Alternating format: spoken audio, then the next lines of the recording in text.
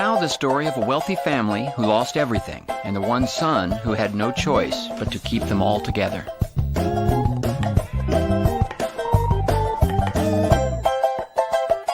It's Arrested Development. Hello, everyone. Welcome to another episode of the Next Issue podcast. On today's show, we're going to be completing our MCU tier ranking. We know you guys are on the edge of your seat to figure out how we stack the rest. We got a lot of films to still kind of comb through, right? Yeah. Like big ones too. So, and I think maybe some of the more lower tier. It's been a mixed bag on the second half of the MCU cinematic universe, whatever. I kind of want to make this a three-parter. And in the third part, we take all the future films and then we grade them on how we think they will be. And then revisit. That gets tough because are they going to make Blade? I mean, will it ever get done? You know, I feel like I've heard they also have like 3 slots that they haven't, like just unnamed slots that are out there that they do we have don't know what they are yet. Yeah, they do have a dance slot over there. A dance slot, just hanging out. You never know what that guy's gonna do. He's crazy. Oh, now he's gonna be watching. He loves Googling his own name. Hey, Dan, leave us a comment. We never Google yourself. We do enjoy your comics, I think, for the most part. Oh, hell yeah. Come on the show. We'll talk more about Dan Slott. But yeah, let's get into it. Let me pull it up so we can get a little refresher of where we left off. Yeah. We got through 17 films. So currently, as it stands, here, let me see if I can. What's our S tiers? If I make this bigger, that won't. Hold on. Howard the Duck. That's right. X-Men 3. It's been a very weird list. The Trial of the Incredible Hulk. If I forget, if we're gonna do the X-Men films, you need to drop that F tier back in there because X3 is F tier. And that is me being like angry old guy that we finally got all these X-Men movies. We got a superhero universe on film, and then going, you did this so poorly. Like this is just the opposite of everything that was fun about that book. Is X3 the worst film, or is Dark Phoenix the worst film? Dark Phoenix. Because now you had a second chance to make this film, and you hired the same fucking writer, and he fucked it up again. Also, I think they make a joke about, like, in that second set, they make a joke about how bad the third movie is in a trilogy, and how they didn't nail how they flubbed the first third movie, and then they go and do it themselves, and it's. I mean, obviously they're going to probably revisit it a third time in the MCU because I mean we're revisiting the FF for the third time now. And so hopefully they'll do it better because I mean you're going to have the Phoenix Force versus what all the MCU shit we've seen. That's going to be cool. Yeah. All right. Sorry, Jeff. Finish your thought. I was just messing with this layout.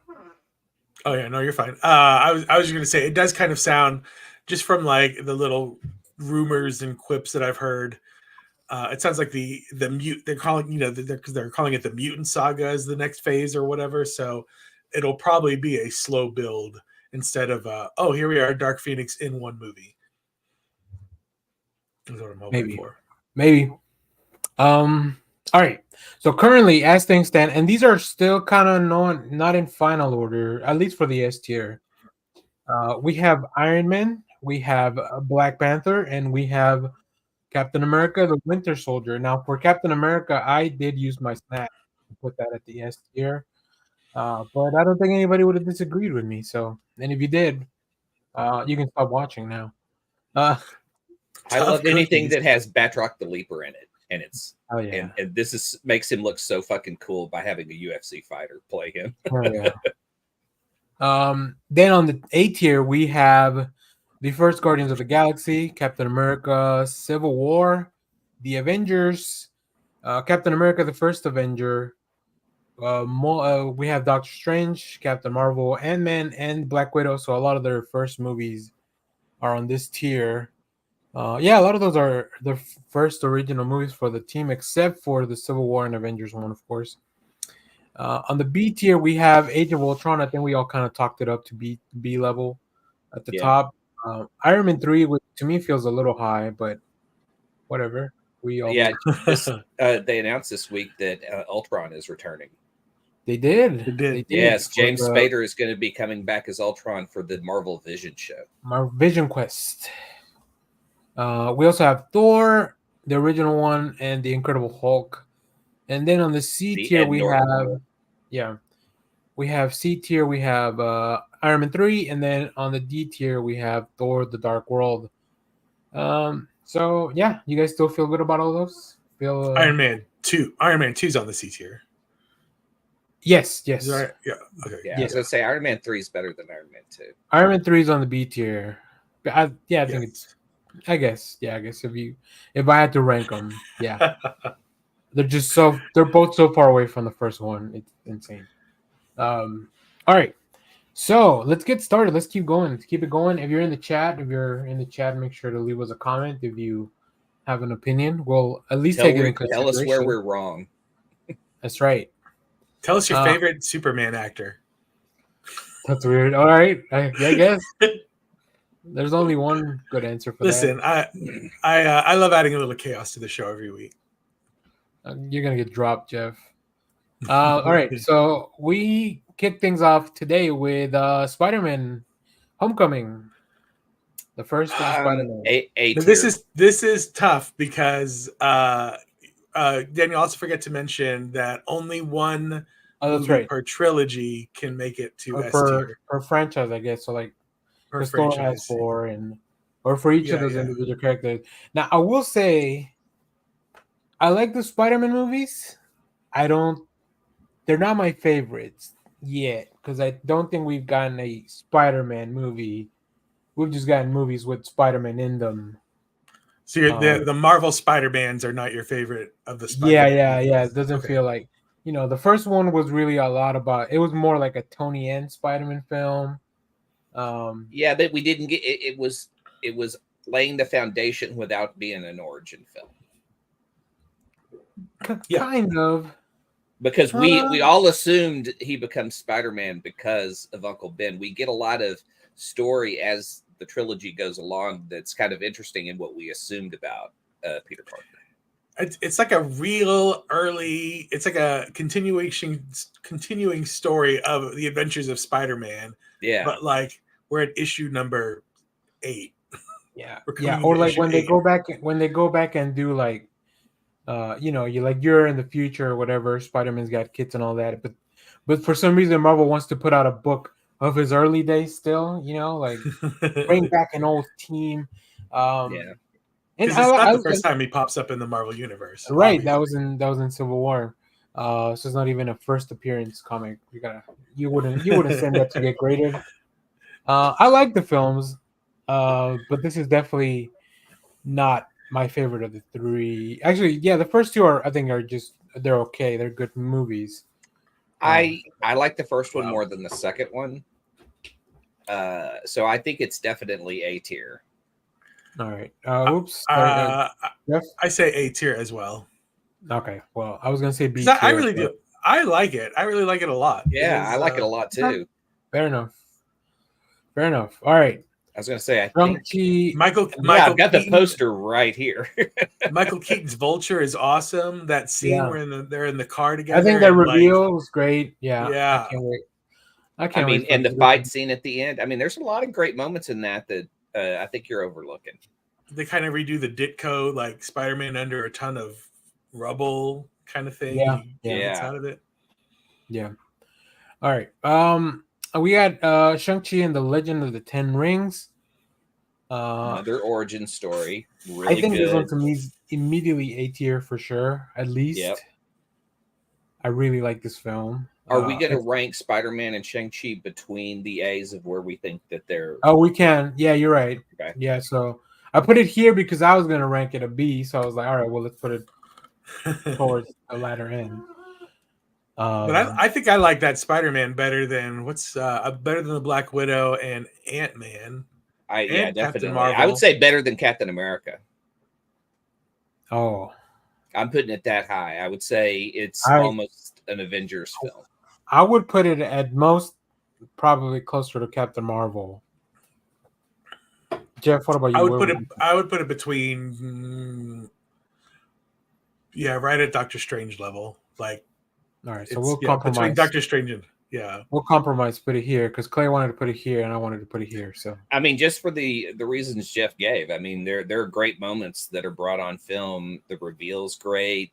Toombs is a great villain. We get to see the Prowler, the Thinker. We get to see that moment that Ditko did on page on film as Peter tries to like find the strength to do all this.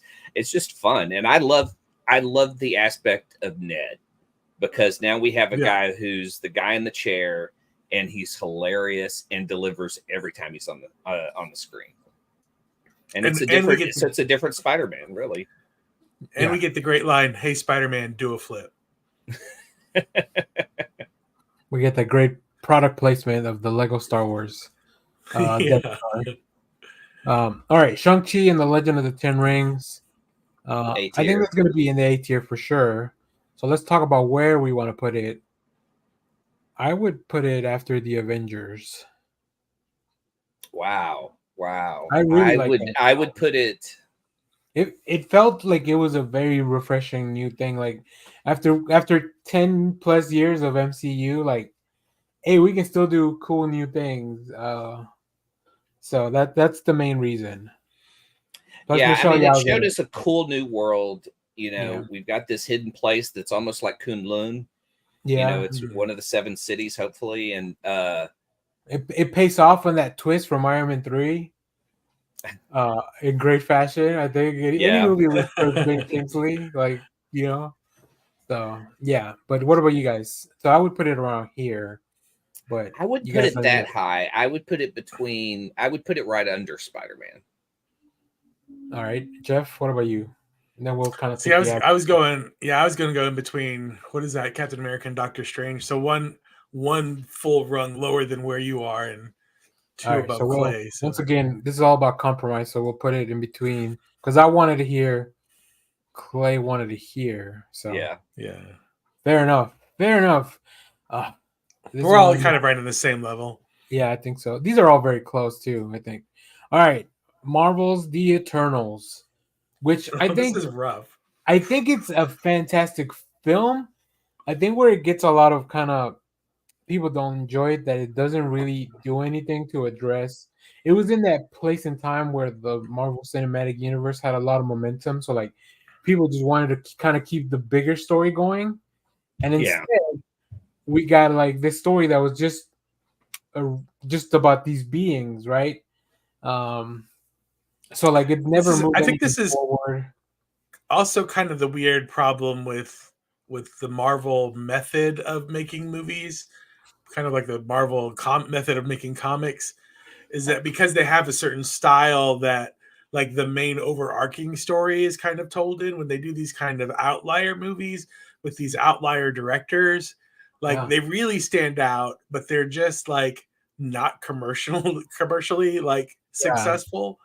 And they're also just a little weird, and they're not everybody's like favorites, but they have their own little tone to them. So like everybody complains about how Marvel's always the same, but when Marvel offers different, like people don't show up for it. So right, it is kind of it's weird to say it, but it's kind of like the indie Marvel film.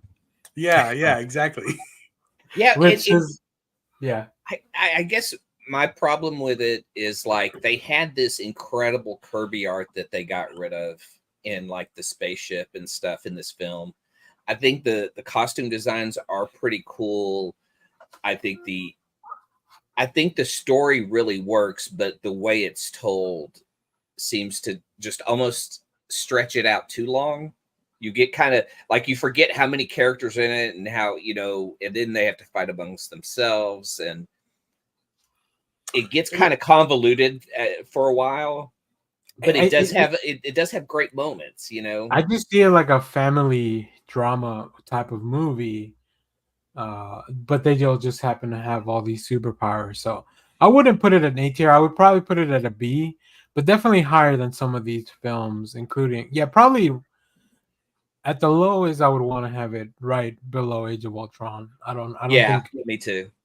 I don't think the Yeah. others are better than it. Jeff, I what mean, about you? you'd have to argue the best points of the film at this point. Yeah, and there's just such a fantastic Yeah.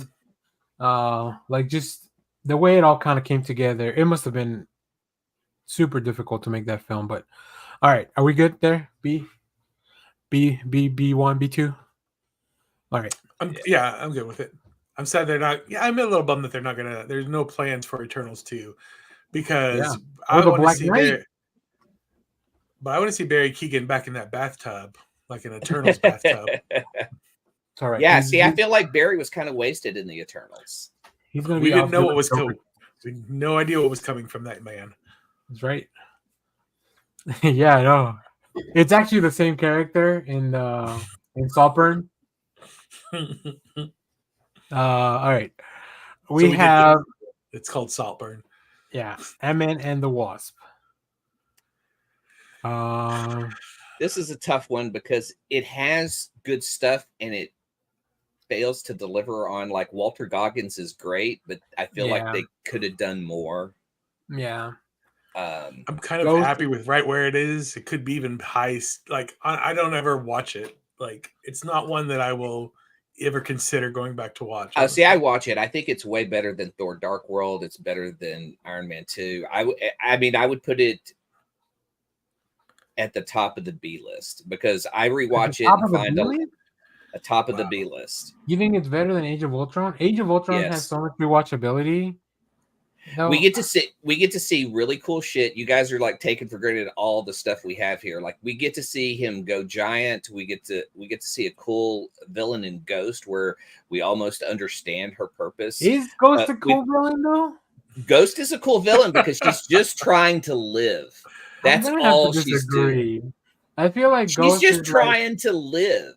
I feel like Ghost is the MacGuffin of the movie, and I hate to say that, but it feels like she's just the MacGuffin of the character. Like there's no depth to. I don't know who Ghost is. Hopefully they'll let us know in the Thunderbolts, but I don't know who. Go back and rewatch it. I think you'll have a lot of fun. I love the scenes where he's giant, but he's like riding in the back of a truck, pushing it like it's a little toy. I mean, they play really good with the visuals in this for really good comedy and really good action. Clay's not talking me up to the top of B list, but he has talked me to right below Iron Man 2. Iron Man 3? Iron Man 3, right. Iron Man 3. Because there's the fun stuff with the building being big and small, and which I was just like, what? How do you do the plumbing? And then there's where he gets stuck in the like little kid size. We get Janet Van Dyne in this. I feel like also get kind of just there till the end, till closer to the. I don't know. I feel like there was a lot of cool concepts for sure, but a lot of these movies have a lot of cool concepts. Just like how was they executed?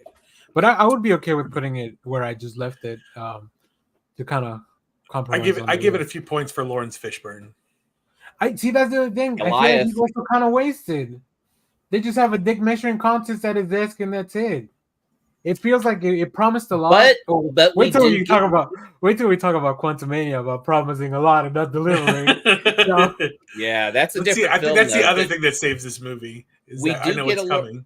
We do set up Goliath that we do get in a what if later. So I mean, you have to. We do get that Goliath. I love Ant-Man a lot more than people give it credit because it Paul Rudd kind of carries those movies. We had this argument with Thor: The Dark World. Like I think Endgame does a lot for that movie, but we have to look at these as standalone, right? Just because something cool happened later doesn't mean that it makes the other movie cool. Yeah, but if you're asking for stuff, you may not get it in this film, but you're going to get it. You can't deliver on every single thing in here. And even at that, like it's weird to watch how little they use Evangeline Lilly as Wasp in this film. It's weird to call it that and then she's just like kind of a corporate head who's, doing the right thing. Yeah. I just think the villain really was very underwhelming compared to Darren Cross, who he was like a mustache twirling villain in the first one. MODOK in the third. Yeah, well, yeah, he was one of the redeeming things. I think we're good there. I think feels like we're. I can't believe y'all watch Eternals over Ant-Man and the Oh, it's Wasp, just though. beautiful. Those visuals. The way that what's her? There's too many Eternals. What's the fast Eternal? Oh, God. There's so many. Anyways, No, it she's looks from The great. Walking Dead. Yeah, it looks great. All right, while Clay looks that up, let's go to the next film. Speaking of sequels, Spider-Man: Far From Home, Spider-Man's European Vacation, as it's known in other circles. Spider-Man and Bubble Boy. Makari. Makari, yes. I ordered something from them once. Yeah. I used to sell stuff on Makari. All right. Spider-Man: Far From Home. Who wants to kick us off with the Night Monkey? This one is okay. First question: do you guys like this better or worse than the first Spider-Man? I like the first one better. The first one's better. All right, so it can't go past here at the most. We've decided that as a group. I think it should be in B tier, but I don't know it's low B tier. I actually like it where it is right now because I would maybe put it above Thor: Dark World, and now I feel bad that I feel Thor: Dark World is like this is far Thor. into the This is first Thor. This is Dark World. that's Dark World. Oh, okay, I was looking. Yeah, Dark World's at the D. I don't think anything's getting lower. Well, maybe Quantumania. We'll see. I don't. This is the Dark World is the bottom of the barrel right now. So, yeah. So Thor: Dark World, then Iron Man 2, and then Hulk are the bottom three right now currently. Yes. So, do you guys like it here? Do you like it better than Incredible Hulk or the first Thor movie? I think it's better than the first Thor. Yeah. Yeah, I think it should be at least above those two. Yeah. Maybe even in between. I put it in between Thor and Hulk. So I'm trying to. What are the payoff moments in this film for y'all? For me, but just as fan service, J. Jonah Jameson, popping back up at the end of the movie. That's pretty fun. I do like that they put Peter and MJ together because it's Zendaya and Tom. They're cute. I think Mysterio was actually really great. Even though we knew the reveal was coming that he was a bad guy, it played out so well that I wasn't mad. We get that kid from A Christmas Story to come back. Peter Billingsley. Yeah. Well, he was a producer on the first Iron Man, and he plays the scientist that he does is with a box of Obadiah Stane shits on, tells him you're no Tony Stark. I think I like it where it is. I mean, I might put it above Iron Man 3 or even Ant-Man and the Wasp, but I'm not gonna fight about it. It's fine where it is. It's an interesting choice to watch that entire film and see that Maria Hill and Nick Fury were played by Skrulls, but still had the payoff that they were very much like Fury and Hill.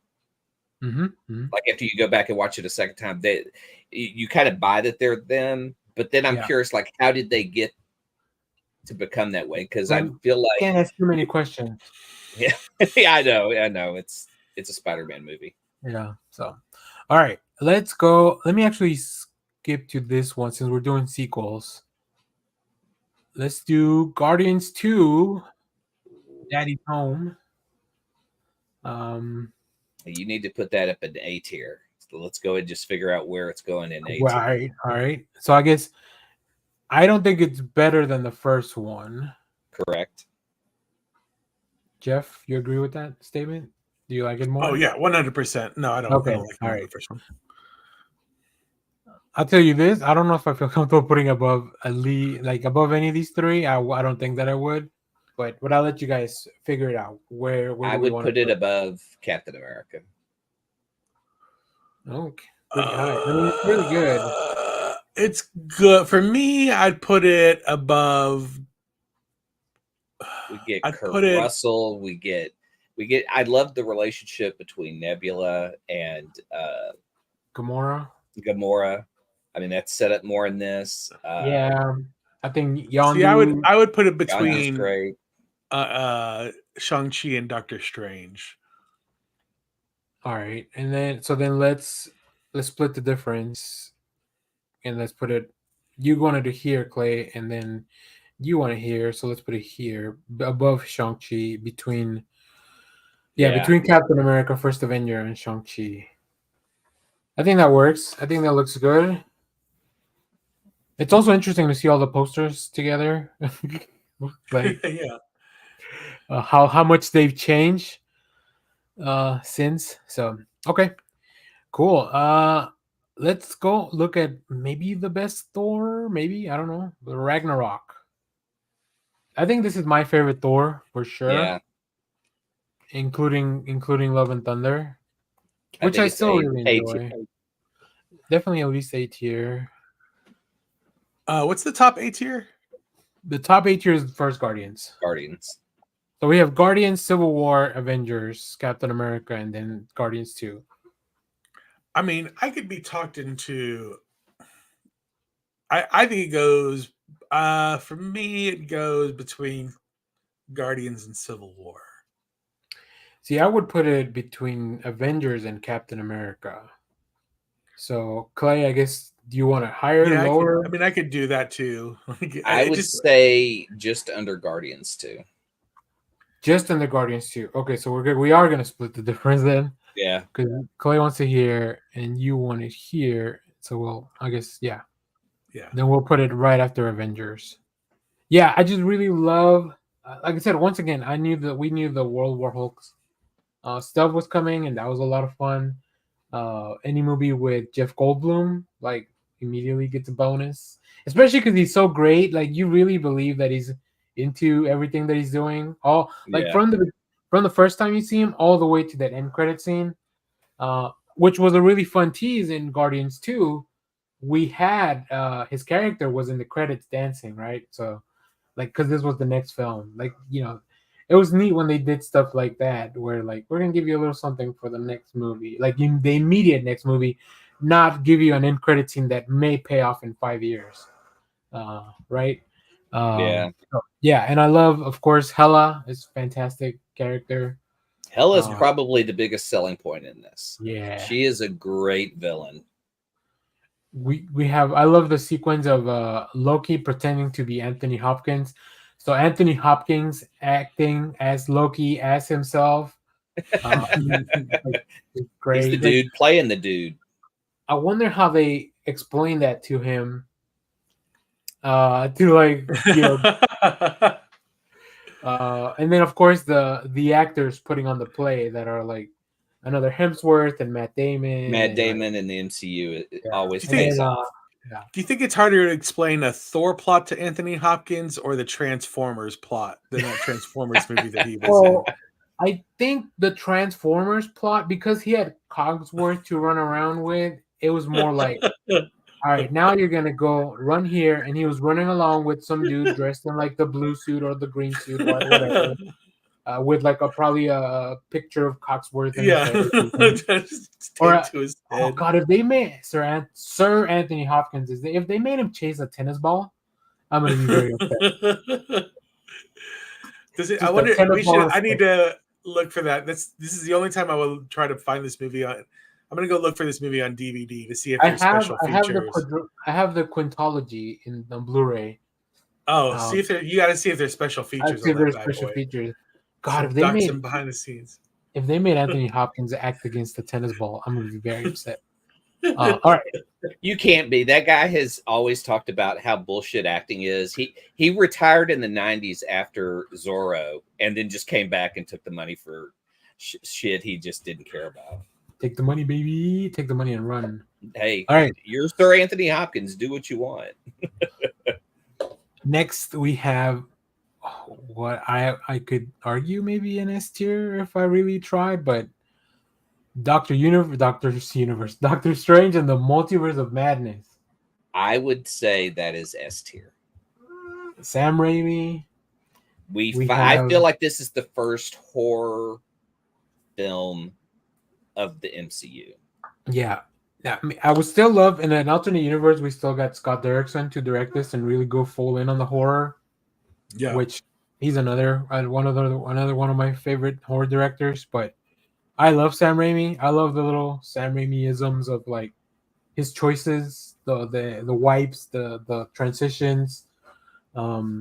That sequence where Wanda attacks the temple, Yeah. like from the beginning. I mean, yeah, Sam Raimi's a great horror director.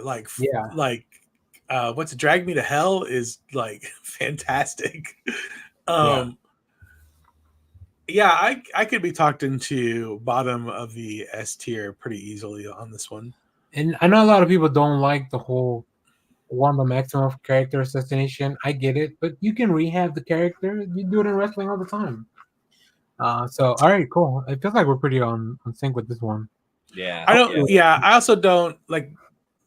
I do have a small issue, but I think that's with the Wanda assassination. But I think that's more like my issue with behind the scenes stuff, and that the teams don't communicate where their stories are going with one another. Oh yeah. Especially after WandaVision and stuff. Yeah. All right. Well, speaking of the multiverse, maybe another S tier. I don't know. I think it's an S tier. I think you need to put it right below. And we'll figure out the S tier rankings if you want at the Yeah. end, so we don't like spend too much time thinking about it. But Jeff, what about? Oh, sorry, it's Spider-Man. No Way Home. No, yeah, is that what it's called? Right? Yeah. Spider-Man No Way Yeah, Home. that's S tier for me. Okay, definitely. cool, good. Easy money. We'll figure out I the think rankings. this is the Empire Strikes Back of the MCU. Oh, that really everything old goes movie? bad at the end, and we're just and as Dante say, it's just like life, a series of downers. Yeah, Ned ends up in carbonite. And now we've got like the Parker Luck. He's screwed everything up. He's met other Spider-Men who obviously have some problems, and it's great to see them kind of work together and collaborate, and even like pick each other's spirits up. You know, he's like, "No, man, you're amazing." When they're talking about Andrew Garfield's Spider-Man, like, there's so much to love about this movie, and it has incredible moments. But I love the fact that it ends on such a downer that Peter is alone, and this is different from any time we've seen him because he's always had Ned and then MJ, and now he has no guy in the chair. And so, what's it going to be like? And he's also just got a regular old Spider-Man costume, which looks beautiful. Yeah, but it's not like the Tony Stark costume or whatever. It's just him. Like, I'm excited for where they take him into the next thing. Like, I really hope that they do something on the level of Tombs, and they take a villain like Scorpion and make him legit, real world badass.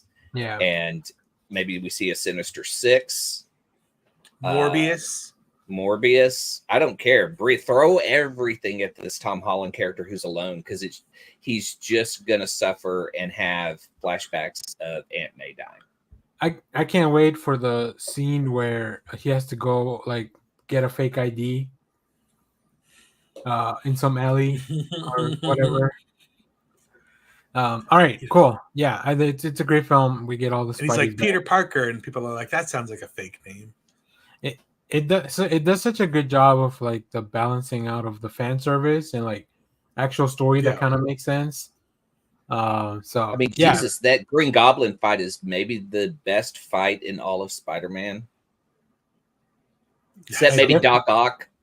Maybe Doc Ock at the end of Spider-Man 2. That's really good. The end of Spider-Man 1 fight was pretty good too. It was brief, but it was really good too. So I don't know. We should do this. We'll probably do this for Marvel movies that are not in the MCU. I think that'd be fun too. Okay. All right. We are at the point of oh boy. No return. Oh. Yeah. Ant-Man and the Wasp, Quantumania. Okay. Just to defend Ant-Man, it is neat to see Cassie kind of following in her dad's footsteps. She has a suit just like he does.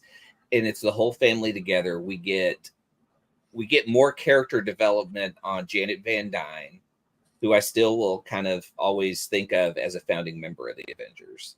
I think she's really fun in this. We get a cool world. I don't think the Bill Murray cameo is worth it. Or It's the kind other of, one. Yeah. yeah, I feel like it's kind of like out of place, kind of weird. I feel like anybody else could have played someone who pivoted from a revolutionary to a president. It feels like it just was there to set up a long joke that maybe wasn't even that funny later on, right? Like, oh, they did it in the quantum realm. Ha ha ha. But they give you really cool visuals. I mean, it is a green screen movie, and that's kind of the shitty part of it.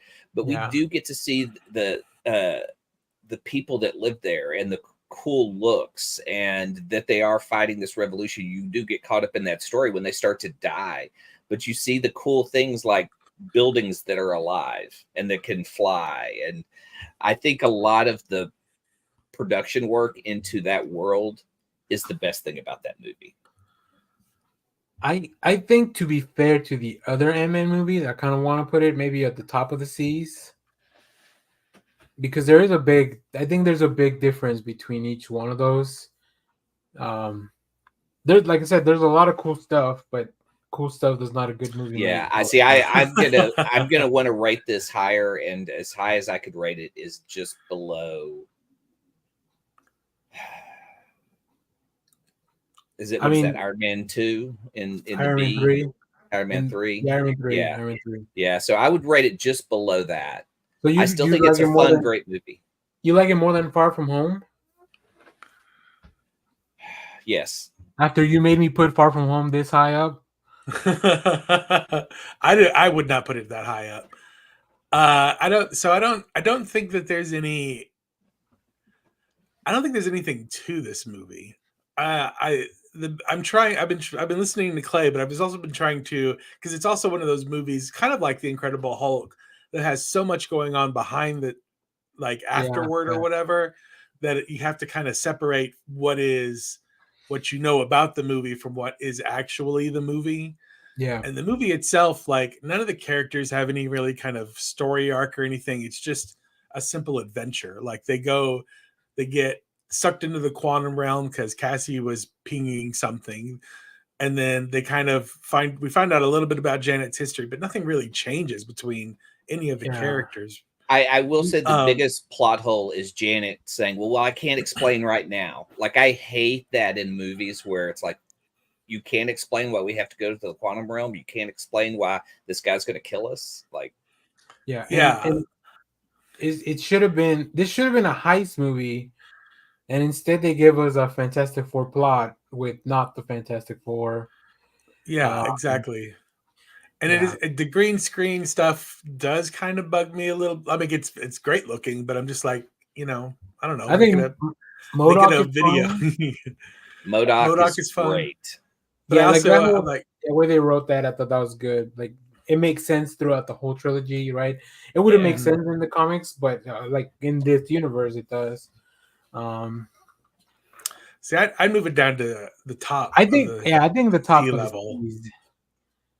See, right? You see above Iron Man 3. I think we might have overrode Clay's love for this movie in this one. He could snap it to where he wants it. I hope not.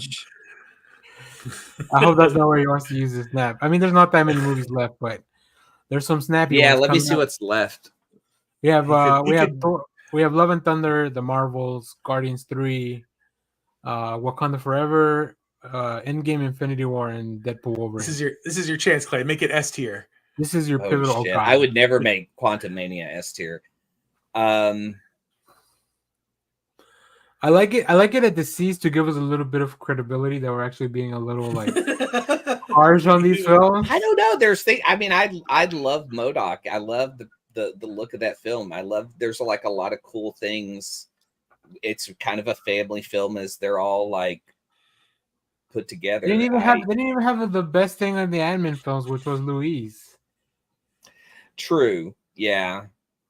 That's like ripping the heart of the universe. To see Hank at the end just justified in to talking to these ants forever, and that's how they kill Kang. I kind of love that moment where he's just walking up and ants are just flying around him.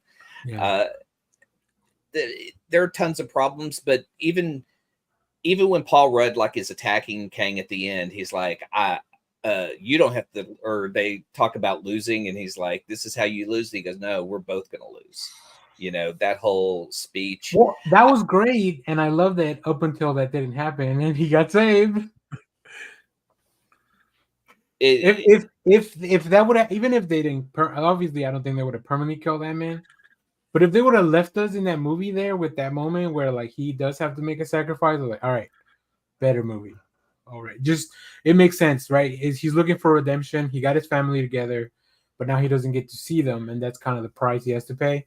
But then they undo all that stuff. So yeah, this movie sets up a lot of really cool things, and then just kind of undoes them very quickly. Like you just said, Janet doesn't want to talk about the quantum realm. Well, we knew Kang's the reason. Like why are you hiding it? You're not hiding it from the audience. You're just hiding it from the other characters, which feels against her character after she's kind of been really open about everything else after she got rescued. So, and now we'll never know the answer. You're justified. I mean, I think Top of the Sea makes sense with a lot of the bad writing in that film. Cool. All right, Love and Thunder.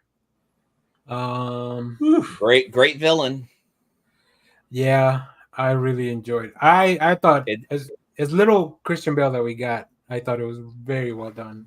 God, I wish he was. I hope he's resurrected in like Secret Wars or something, just so that he's not as wasted. I think Christian Bale's done with the MCU. Fuck, man, that was such a great villain to throw away in this movie. Like, we don't even get to see him really kill gods.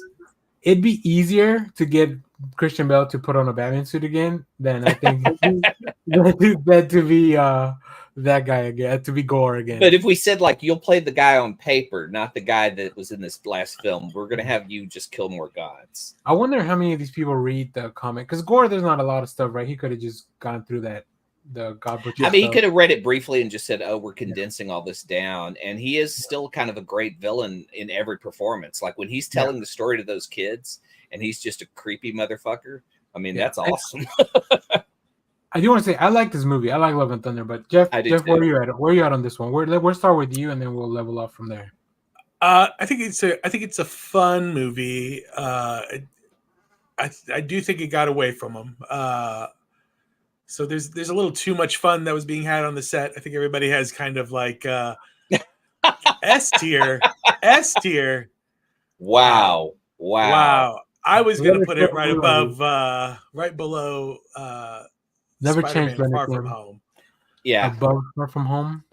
Yeah, no, right below. Around Spider-Man, below Far From Home. Yeah, because it's kind of a hot mess. But I mean, there's a lot of little cute moments, but again, not. I do like the payoff. Like, whoops. Did he freeze? I think it does. Oh, sorry, Jeff. You froze for a second. Can you repeat that? I said, I think it's just a little all over the map. Okay.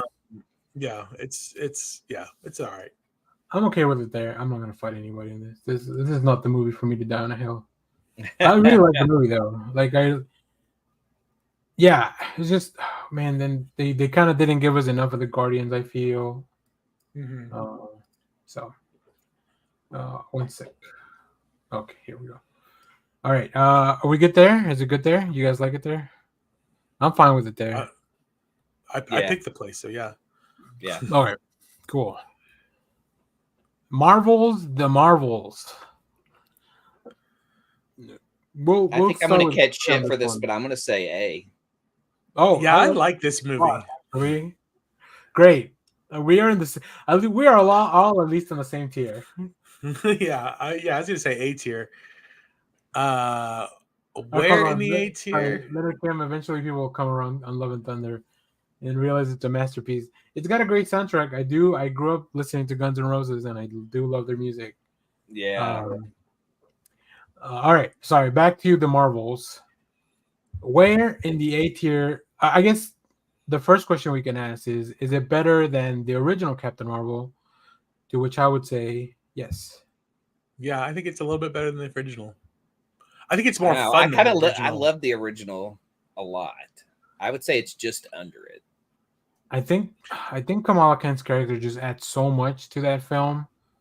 I True. do think there's a now. If you're just like, if you you should not be watching MCU movies just cold by this point. So like it's a bit difficult to judge it on as a movie just by itself, because if you've not been watching Miss Marvel or whatever, like Or you probably don't get WandaVision. WandaVision, you probably don't get as much out of it going into it if you haven't seen all that stuff. It's still pretty much contained though. Like they really do a pretty good job of like very quickly catching you up on, like, obviously you don't get the whole, you don't go in loving you don't go in loving Miss Marvel right from the show, Right. but he plays the character so well that you immediately like, oh, I get this. Like, she's the fangirl. She's kind of like, they give you all the little things. I would just say that your viewing experience is far more rich. For sure. Yeah, but you very quickly get like Monica's the more serious one, Mhm. and Captain Marvel's the one that's got trouble. Like, she's got baggage, right? So like, But see, like, I feel like that on the top level, it's all fun. Like them changing places, trying to figure out their powers together and stuff is fun. But on another level, it's also Captain Marvel coming to terms with expectations that these other people feel about her. One from a child that has now become an adult and she still sees as a child, and one who's a child who hero worships her. So it's interesting how she handles that dynamic, because she is kind of a born leader, but now having, seen her kind of lead this group, I think she kind of questions herself a little bit because of these expectations that people put on her. And I'd like to see her become the leader of the Avengers and deal with that. I think also the fact that she has to come to grips with, like, maybe the way she's been saving the universe hasn't really been saving the universe, right? Like, all those people were so the strengths of this movie definitely lie on the side of the Marvels, like Captain and Miss and what I think the family is also really fun. Like, if you just met the Kamala's family, like, the family's great. Nick Fury with the family's great. I think the sequences are a little bit unglued from each other, but there's not a bad sequence in the movie. It's kind of hard transitioning from one place to the other, because I feel like does feel like there's some stuff that was kind of cut out to make sure that it all fits. But like, if you look at each sequence on its own, like, they're all pretty strong, right? You get the family being attacked by the what are they called? What are the aliens called? The Kree. The Kree. The Kree. Yeah. Even all the way to the last sequence when they had to get all the cats to eat everyone. Like, there's just, it's just one going from one fun thing to the other. It's just kind of disjointed the way we get there, which kind of makes sense by the way they were switching places, tonally. Yeah, that too. Yeah. The villain's pretty weak. But I think the villain is just kind of. Also, the plot is the same plot as Spaceballs, where they're just trying to steal all the air. That's funny. I was watching Spaceballs not too long ago, and I was like, "This is the Marvels." I feel like she's a stronger villain. They're just not told very well, because she's a victim of Captain Marvel's teardown of her society, a society that's based on AI, and she goes and tears it down. So then you have people who are like looking for guidance that has none. So really, I think the potential is there. Yeah, definitely. It just wasn't told very well. It was just like she was just another Kree. She was angry, just like Ronan. Yeah, I want to say. I mean, she didn't bathe in their blood like he did. Maybe we didn't see that, but she could have done it. I want to say here, I think I like it better than the first film, just because we get all the cool Carol Danvers stuff plus more. That's kind of the way I'm seeing it. It's like, this is a plus more movie. And then we still get a little bit of Nick Fury, which was very jarring after seeing Secret Invasion, how different of a character he was. So I was like, no, this is the Nick Fury I like. That's the one example of something that I just feel like is F tier. And I started this off going, there's no F tier. We're getting great comic book stuff, but man, Secret Invasion is just so bad, and filmed we'll have to do a TV show one too. So yeah. But are we good here? Do you guys like it here? Oh yeah. Okay, cool. All right. I feel like this might be a quick one. Guardians 3. Is this the snack? S tier. There you go. There we go. Nice and easy. Enough said. It is an S tier. Everything from the first two movies pays off in this one. We have the mother issues in the first film, father issues in this one, and then the family as friends. I love this movie. Yeah. This is this is probably the third best MCU film for me. Yeah, no, great. I like it. I love it too. So, all right. Where does it rank up there, though? Are we gonna? We'll figure it out at the end. We'll figure out the rankings of the S tiers. Let's talk about Wakanda Forever, which I think it's great. It's a fantastic film. Now we do have the first one already on S tier. Yeah. So the highest we can get it is on the A's. It's just there's just so much loss in that film. It's definitely very emotional and sad. But then they have to take the queen too, and you're just left with Suri having to bury her mom after she's lost her brother, and then the real world implications of the actor not being there, and just everything's so sad. Even the ending is sad, even though it's like kind of joyful and hopeful for a future. There's just sadness tied into his child showing up like this. Yeah. You also get to see Namor fly with his little ankle wings. So that, for me, Namor's huge, great hero villain, you know. Yeah. And hopefully we see this guy not screw up the way Kang did, and he comes back, and him and the Fantastic Four, like, I'm ready for that duel. Yeah, that'll be interesting. So I mean, because we know, I guess Vanessa Kirby is definitely has a type, and so that fits with Namor and with Reed. That's funny. Right. Movie director. I would put it right under Ragnarok. I like that. I think that's a good spot. Clay? Yeah. It's a tough rewatch. It's definitely not something you go into like, oh, I'm having a great day. Let me go watch Wakanda Forever. Yeah. But it's very good. I think it's very good. I love how much Lupita Nyong'o we get to. Like we get to see she was hinted at being very like stealthy and like being very capable, and that was good to see. We get to see Riri Williams, even if she gets stripped of the armor at the end of the movie. Yeah, but that only means a new suit. I kind of love when that happens because it just means like she's going to build something better. Yeah, like, we can't give you this cool armor, but she's already had enough time to use it and probably figure it out anyway. So, this is definitely a film building for the future, but it's also having to deal with loss. And the exploration of Telecon? Telecon? Is that what it was called? Yeah. I forget what the new name was, but yeah, just all the underwater stuff was really cool. Like, very different from Aquaman, which I also really like, but it still looked great.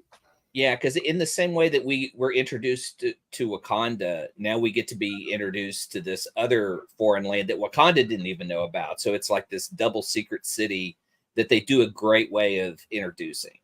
And it's just very cool. Okay. Now, the last three films I saved were probably going to be pretty high up on the list. It's both Avengers, Infinity War, Endgame, and of course the new Deadpool Wolverine. So let's start with Infinity War. So good. Perfect ending. Just who didn't leave their theater just mouth still open trying to figure out the end. Like, yeah. As soon as I left the film, I wanted to go in and watch it again. I remember I was able to find tickets on that Thursday, and then we went at my job, my old job. We went as a group. Like, that was we planned our outing to go to the Alamo and downtown. And then, so like I saw this movie like maybe 3 times opening weekend. Wow. So I would say definitely S tier. I don't know, man. Endgame has so many I think only the single character ones are allotted to only one. I think in the Oh, S tier. okay, yeah, because these are both S tier. I think so. I think so too. But Oh yeah, okay. Well then, I was like sitting here having a big old debate in my head as oh, to okay. only Well, one I of mean, them we'll could go figure out the through. rankings. So Yeah, because I thought it was an Avengers set, so you then we'll could only save pick one our S tier. what do you call them? Our arguments for the rankings of the S tier films. And all right. And what about Deadpool and Wolverine? D. Fuck, that it's so soon. Like, F. It does. There's definitely a lot of recency bias. I want to put it at the top of the A's, and I'm tempted to put it in the S tier. Me too. Yeah, Really? I think my recency bias goes the other way, and I'm just like, let's wait till the dust settles, and I'm going to put it at the low A's. it just gives us so much fun shit, and that's what really I enjoy about Marvel films. In the end, I love a great story, and if it's fun, oh man, this opens fun. This has great reveals. It It's has, got cool fights, cool cameos. Like the action's yeah. great. For a Deadpool movie, the story makes sense, which is hard to do. I think We have resolution to Wolverine versus Sabretooth. you get to hear "Good Riddance" at the end and cry Yeah. about the Fox universe. Yeah, instead of some funny cameo or whatever, they like kind of do this touching tribute to all the Fox properties, which is kind of great. You know, it's funny because when we do the non-MCU one, I feel like this movie should also be part of that. Yeah, it overlaps. See, I think mean, of it Johnny as Storm, Gambit, Elektra. There's Blade. just so many. Yeah, I mean, Right. just Blade alone. If Blade was the only cameo, I'd still be fucking hyped about this movie because Wesley Snipes is awesome. Talk us as down, the person Jeff. trying to break the curve. Yeah, break the curve. So, like, if I compare it to something like Spider-Man: No Way Home, that also does a little wrap up of other properties or kind of thing. Like, my tether emotionally to those characters is so much stronger in Spider-Man than it is to Deadpool. I do remember you loving those Andrew Garfield films. They were like, how are we not getting any more? Right, exactly. Yeah, and I had just gotten over Toby. So but like I did again, I feel like this, out of all the Deadpool movies, this one you don't get to see Deadpool's like inherited family as much. And so for me that it loses a bit of its emotional tether to like why Deadpool is going through all the things that he's going through. And I know, like they say it a million times in the movie, like I understand the reasons, but like I just need that like little push from him to check in to be like, oh, this is why this is important to me as an audience person. So I really enjoyed it. I mean, like it is awesome. It is great. For me, I'm just like, it's it's a really fun, great movie, but it does not put me in that headspace of like, this has changed my life kind of thing. He just wants to make sure that Negasonic Teenage Warhead and Yukio have a future together. Why do you agree. hate love? Why do you hate love? No, I wanted to see more of them in the I like their interactions, you know. When more of that. When Laura puts on the glasses to fight, how do you not rank that higher? Because that is such a payoff from Logan. Oh, it's just so good. I love that. See, I'm more of a fan of the. I mean, I like when Laura puts when Logan climbs out of the back of the hatchback for like those little weird quirky things. Yeah. We got the mask. We got the cool poses. I mean, he goes down into full fucking Wolverine mode and Berserker mode when him and we got Peter. Deadpool fight in the car. Peter also the fights are so good.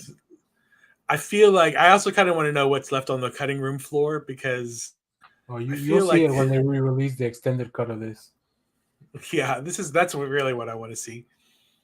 Forget all your Snyder cuts. Give me the Sean Levy cut. Whoa! Let's not get crazy. I'll acquiesce and put it at the top of the A just because it is so recent that I don't want to look back at this list when I'm 80 years old and be like, what was I thinking? Yeah. All right. How long have we been going? An hour. All right, we're gonna have to do this very quickly. All right. S tier rankings. What do we need to move around? I think probably the Avengers. What film. order Yeah. are they in right now? Yeah, we What have- order are they in? Infinity War and Endgame in top 2 and try to figure out which one's better. We have Iron Man, Wakanda. We have Iron Man, Black Panther, Winter Soldier, Multiverse of Madness, Homecoming, or No Way Home, Guardians 3, and Avengers Endgame.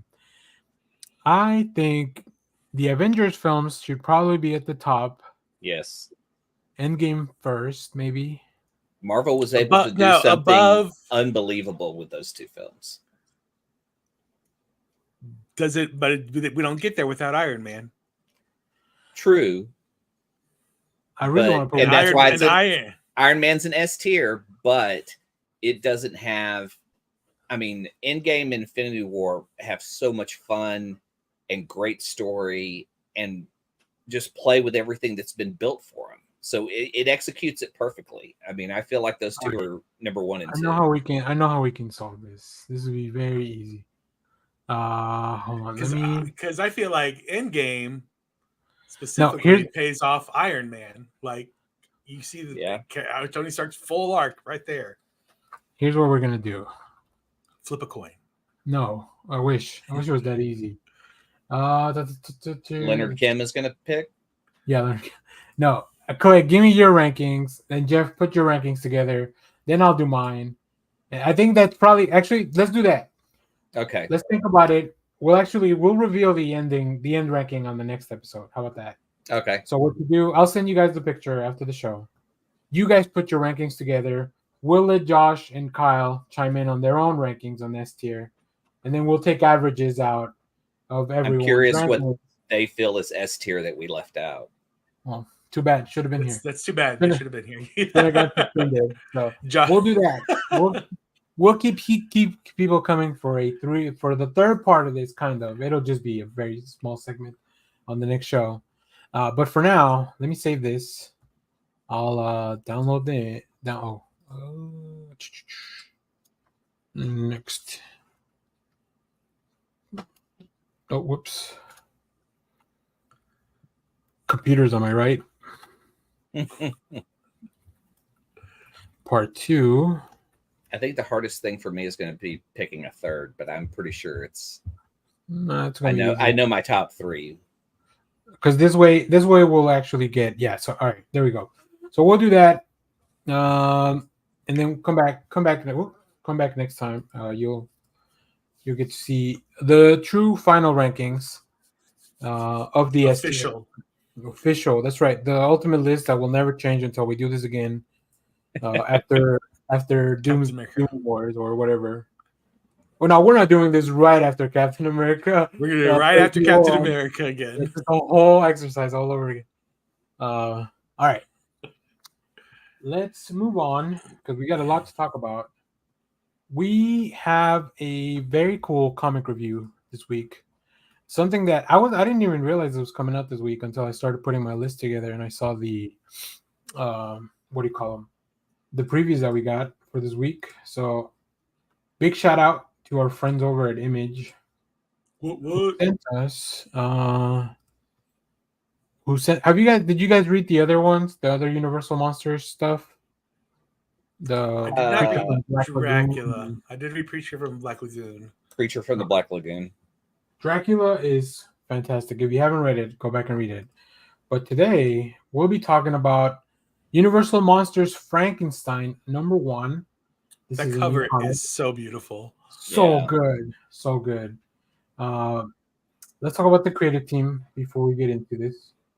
This is written and drawn by Michael Walsh, who you may know from the anthology over at Image as well, called The Silver Coin, as well as so many other things.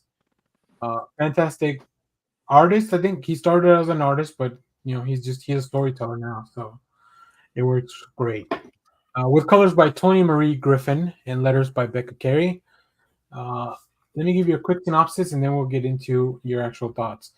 A modern-day horror visionary resurrects one of the most iconic monsters.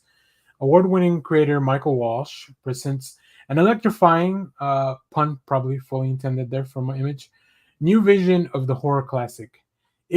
Each issue of the limited series tells the shocking story behind one of the body parts used to create the unforgettable monster in the original film. In this issue, Dr. Henry Frankenstein begins his unholy quest to create life by robbing the grave of a decorated police officer. But little does he know that the corpse has a son who's mourning after the father, and that this young boy will forever change Frankenstein's life. Now, do they mean the monster or the doctor? The doctor. I don't know. We'll see. Whoops. So, Clay, we'll go to you first. What did you think of this book? The art is perfect. I mean, it is. I would say I would compare it to like Mike Mignola from Hellboy. That it's perfect tone for this story. It almost feels like he's recreated the movie on page with some of the shots, some of the panels, and then recreating the film with this boy who's trying to find his father's body, which is so creepy and so unsettling. And then you have this kid who's discovering what Dr. Frankenstein is doing. It's just a great slow build of just tension and horror. I really loved it. All right, Jeff, what about you? Samesies. The artwork is fantastic. It definitely made me want to go back and watch the movie. Which is definitely based off the movie, not the book. Because I've read the book earlier this year, and I watched the movie, but there was still some parts where I was like, this definitely made me, I want to go back and rewatch, because it is lifted straight from the movie. There are some scenes from the movie that are in this comic. And it's really cool what he's doing is that he's just adding this little layer to the movie, and telling this little story around that. Super creepy, very scary. Like comics aren't, there's just something ethereal about the art where you're like, oh, that's creepy and scary. It's great. It's fantastic. Yeah, that page gave me oh my gosh, who's the great horror artist? Bernie Wrightson vibes. Oh yeah, definitely. I also really enjoy this. I didn't read the synopsis prior to reading, so I didn't know like each issue was gonna focus on a different body part. I just thought, I was like, oh, what a cool concept. We're looking at like where the body parts came from, and then we have this kid who's recently lost his father, and that was cool. Like, and then when you get to the castle and you get to see, I think the color wash does a lot here too. Like, just makes it look so cool, and it captures the tone of what I want to see in a Frankenstein. It's not black and white, but it kind of feels like it's black and white. Yeah. I don't know if that makes sense.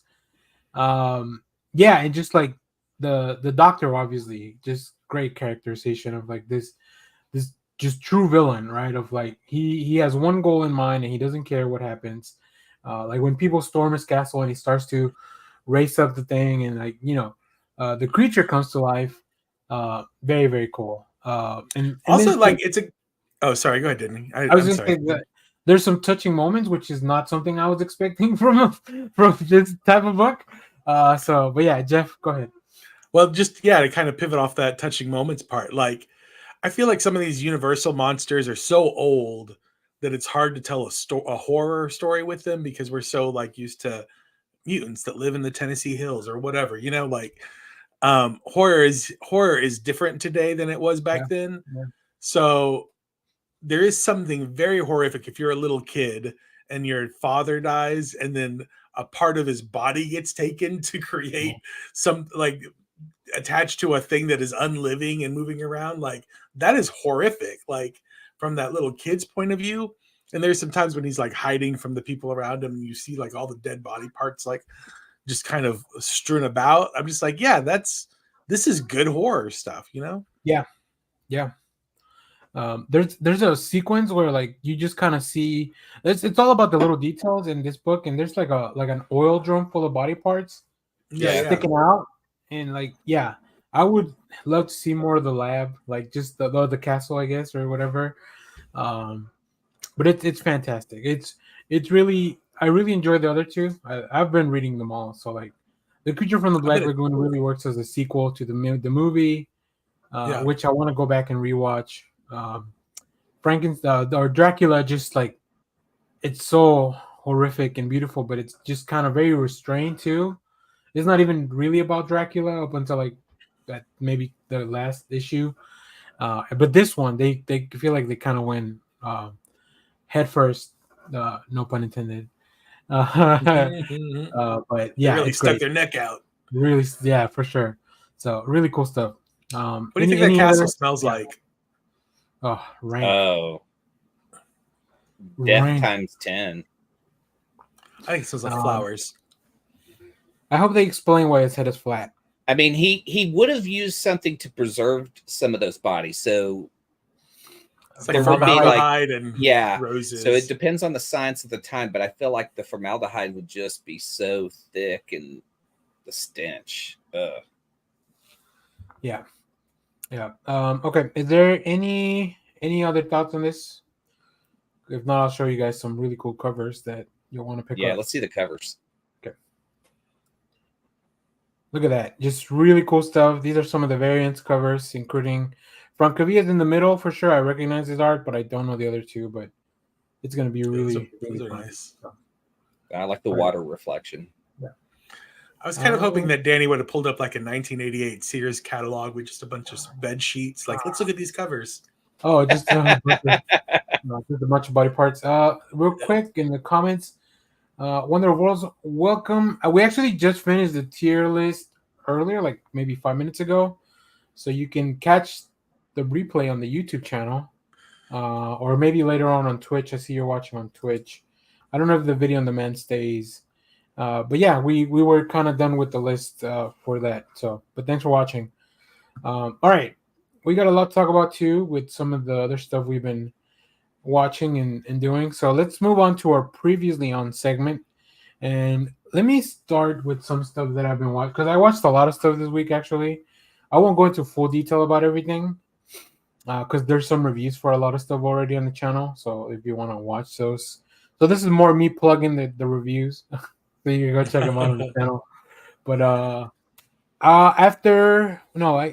Did I talk about Alien Romulus last week? I don't think I did, right? I don't think so. No, because I think I watched it after the show. Yeah, I watched it after we did the show. I did go watch Alien Romulus. I am a big fan of the Alien films and the franchise overall. Like, I like reading comics too. Popcorn bucket? Great. It was great. Huh? Did you get a popcorn bucket? Was there a special popcorn bucket for this one? There is. They didn't have the popcorn bucket at my theater. I went to MC. Cinemark is the one that has Cinemark or Regal is the one that has the Xenomorph head, which is the one that I would have wanted. But yeah, MC just it's like a regular bucket, and it's got like a what do they call it? A face hugger like wrapped around it or something. Which is still cool, but they didn't have any at my theater.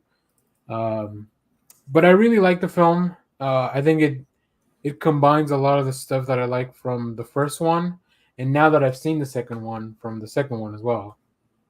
You've only seen the first two and then this one? I've seen all of them now. Oh, okay.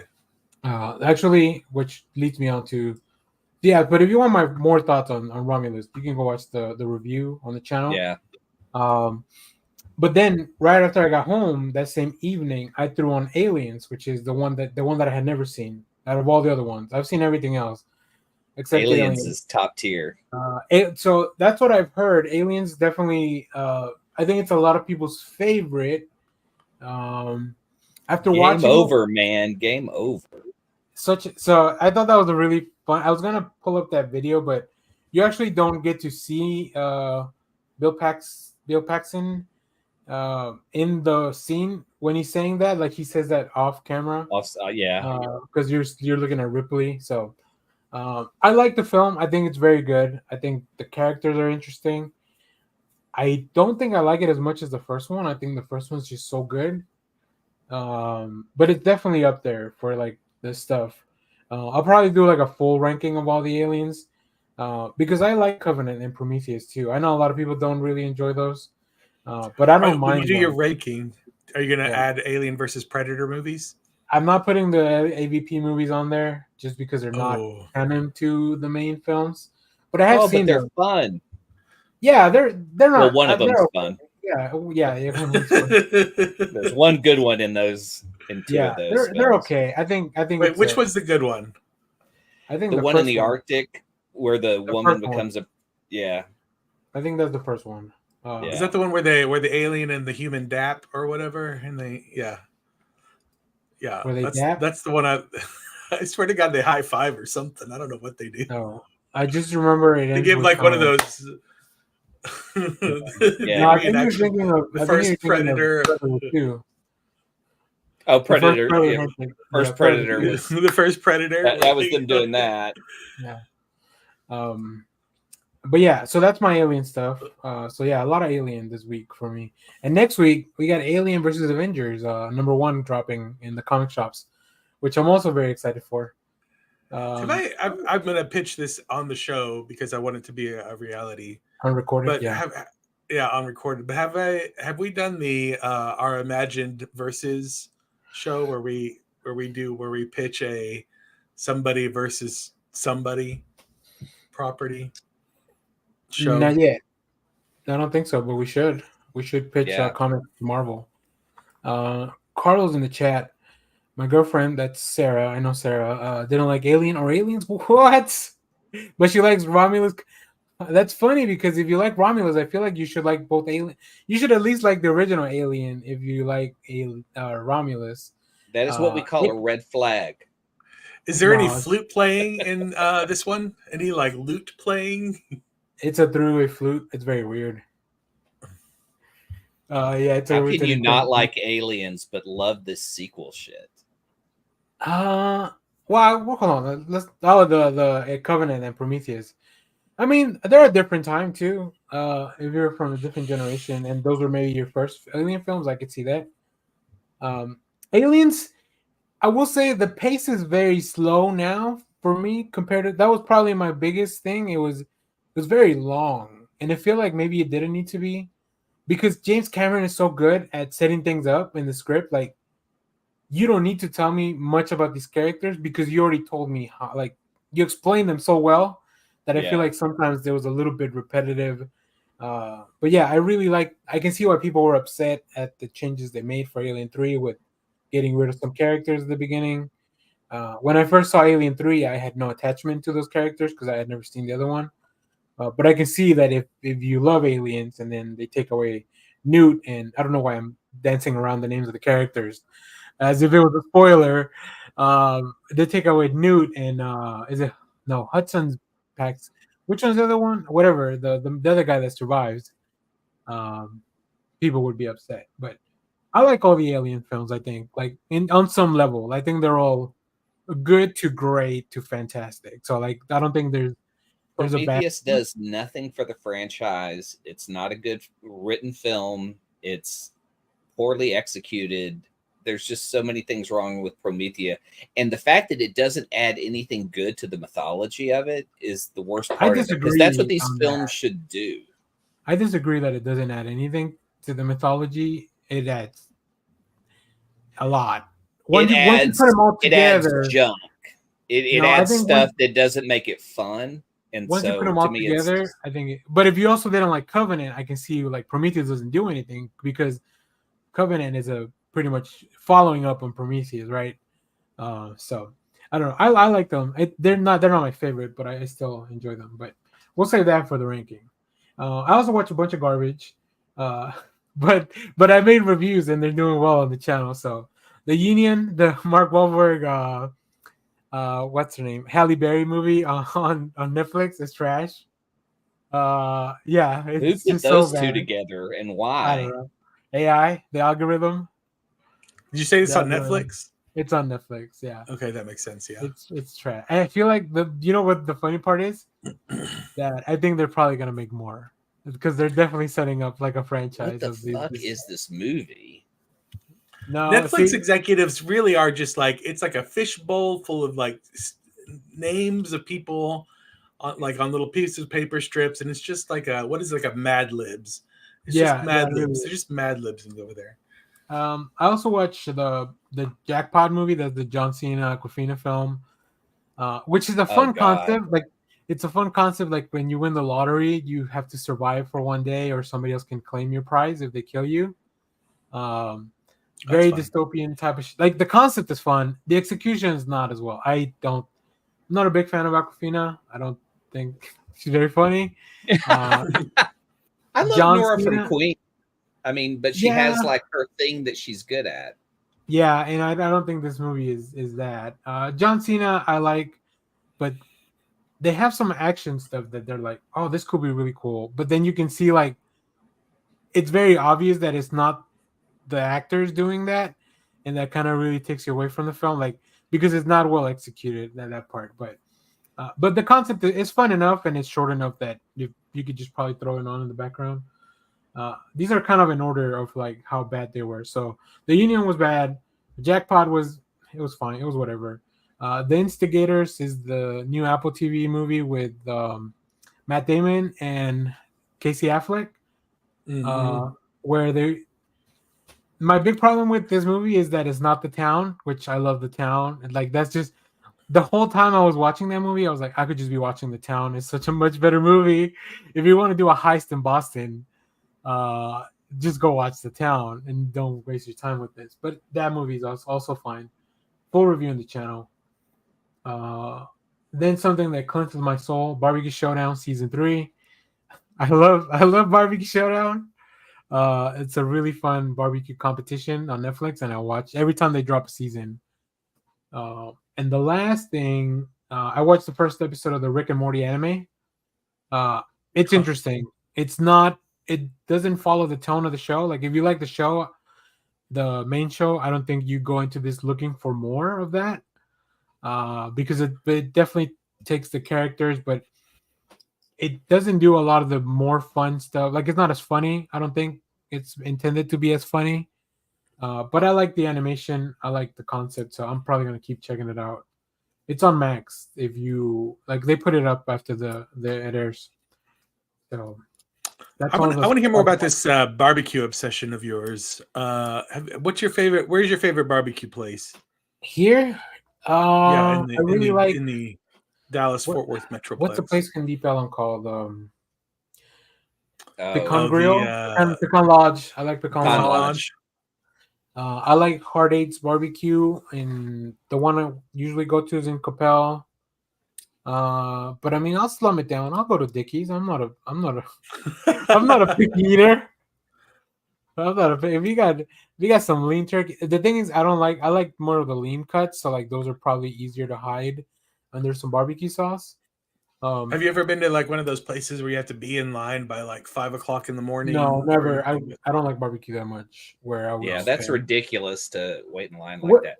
I mean, if you like going to Franklin's in Austin, like good on you. But I don't enjoy barbecue that much. I also like going to Carlos's house. My buddy who's on the chat, if anything, I would just go to his house. I'd have to wait. He makes great barbecue. So. There you go. Yeah, he always sends me home with a tray full of stuff. But yeah. Do you guys have any barbecue joints that you guys like?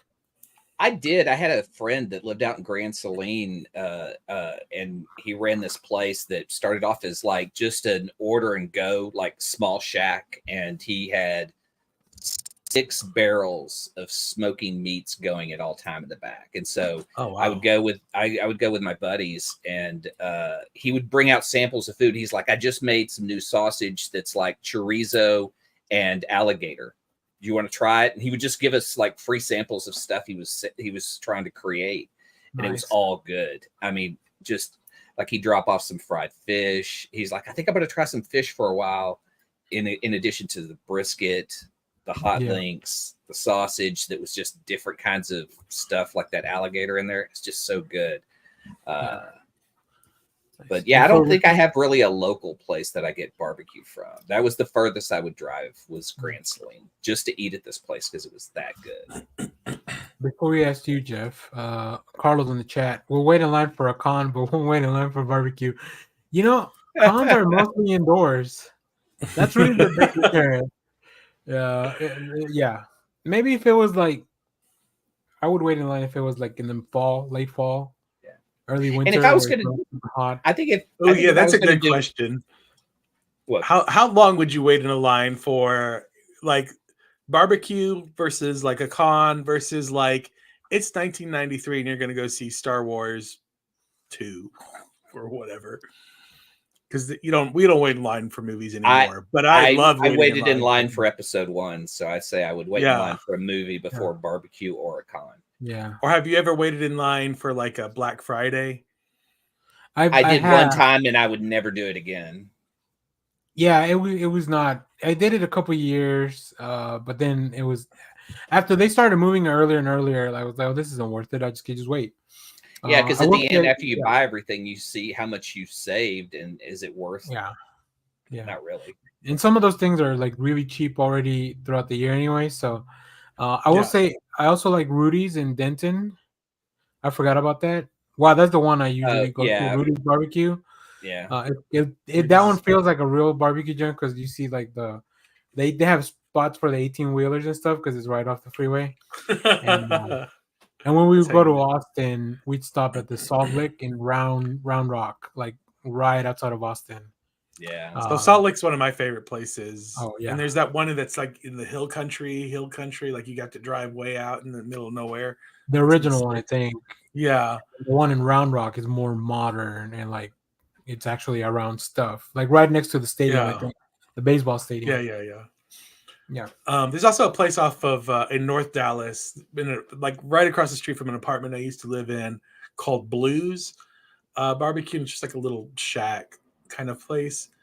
But it would all the air around that apartment whenever they were cooking would just be like, oh yeah, barbecue. Yeah. They got really good at a lot of places have gotten really good at doing barbecue just because they know it's good and it's cheap to make too. Like brisket's not inexpensive. The sausage and brisket are not expensive cuts of meat overall. Brisket's really expensive right now, though. Oh, I bet it's expensive to buy and eat. Yeah, that's true. Yeah, but I would smoke brisket for our national night out for our neighborhood, and then one of my neighbors who built his own smoker out of barrels was just like, "Hey, if you just give it to me, I'll do that and make the barbecue sauce." So I would just buy it. I used to just buy it, and then everyone in the neighborhood would eat. Nice. We did. That's why I like coming on this. We had a guy running the grill who worked down at what is it? The mansion on Turtle Creek. Yeah, he was a chef down there, and so he came down to like work the grill, but he brought like a whole thing of hot dogs that had been soaking in butter. Ooh. And you're like, that's it tastes amazing. Like, are you kidding me? That's the other thing. Barbecue's not the healthiest of foods, and like you have to make the risk assessment of like how often or how like how much I want to eat of this. I have barbecue for sure twice a year, like once on my birthday, and then I don't do Thanksgiving with my family and stuff. Like it's just whatever. Yeah. So I usually go and buy a bunch of barbecue right beforehand, and then on Thanksgiving Day, I'm just like I'm pigging out by myself, eating this barbecue, watching the parade. What happened to Tony Roma's? That was like a place you could go find some pretty good ribs. I remember those ribs. They were very weird. Because they boil them. Yeah, they boil them. They don't smoke them. They boil them and then they bake them. But I mean, had a good taste. Good week. This is the only podcast where you come to hear Marvel movies and barbecue talk. We'll do a barbecue ranking. Yeah. This is a message back from in me a second, only. guys. Sorry. You take okay. Then we'll go to baked bean talk. Baked beans. I love baked beans. Well, Jeff, why don't you, while Clay comes back, why don't you tell us a little bit about what you've been watching, or if not, we can get into comics since you've only been watching. I spent all week waiting for Beyonce to show up, who never showed up. Was that the rumor? Is that who the rumor? So there was a rumor. So all week long, so the Republicans are just terrified of two people right now, Beyonce and Taylor Swift, because they're afraid that they're going to come out and publicly endorse Kamala for president, and then game over, man, game over. And so all week long, they've been kind of half expecting one of the two to show up. Taylor is, of course, on her world tour. Yeah, of course. So she's a busy lady. Beyonce, however, just hanging out, got nothing to do. Sometime on Friday or on Thursday, because the last day was Thursday, a rumor got started that Beyonce, that they had cleared off like a little 10-minute segment just for mystery guest or whatever. That was a rumor that had started swirling earlier in the day. And then people were like, oh, it's got to be Beyonce, or it's got to be Mitt Romney or George Bush or Taylor Swift. They were all trying to guess as to who this mystery spot was going to be. And then some of the higher up like social influencers for the Democratic Party who aren't really a part of the party, but they just kind of tweet a lot of stuff. They started saying like, oh, yep, something big is happening tonight. I've got word from one of my insiders that something big is happening tonight. Everybody should tune in.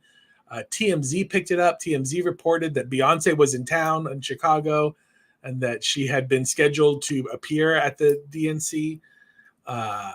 And so then people just went nuts, and none of that was true. All of it was rumor. It was the return of the.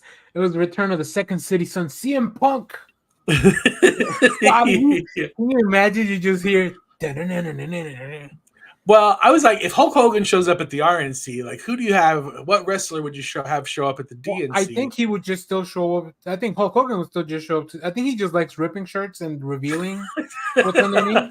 I love ripping shirts. Yeah, Hulk Hogan will go to any convention as long as you pay him and then you let him rip a shirt that reveals. You let him rip a shirt. You know, yeah. So it's like he loves doing the reveal from Hulkamania to NWO and then back from NWO to Hulkamania. So yeah. If you ever need something opened, like you're opening up like your local barber shop or whatever, he can just tear.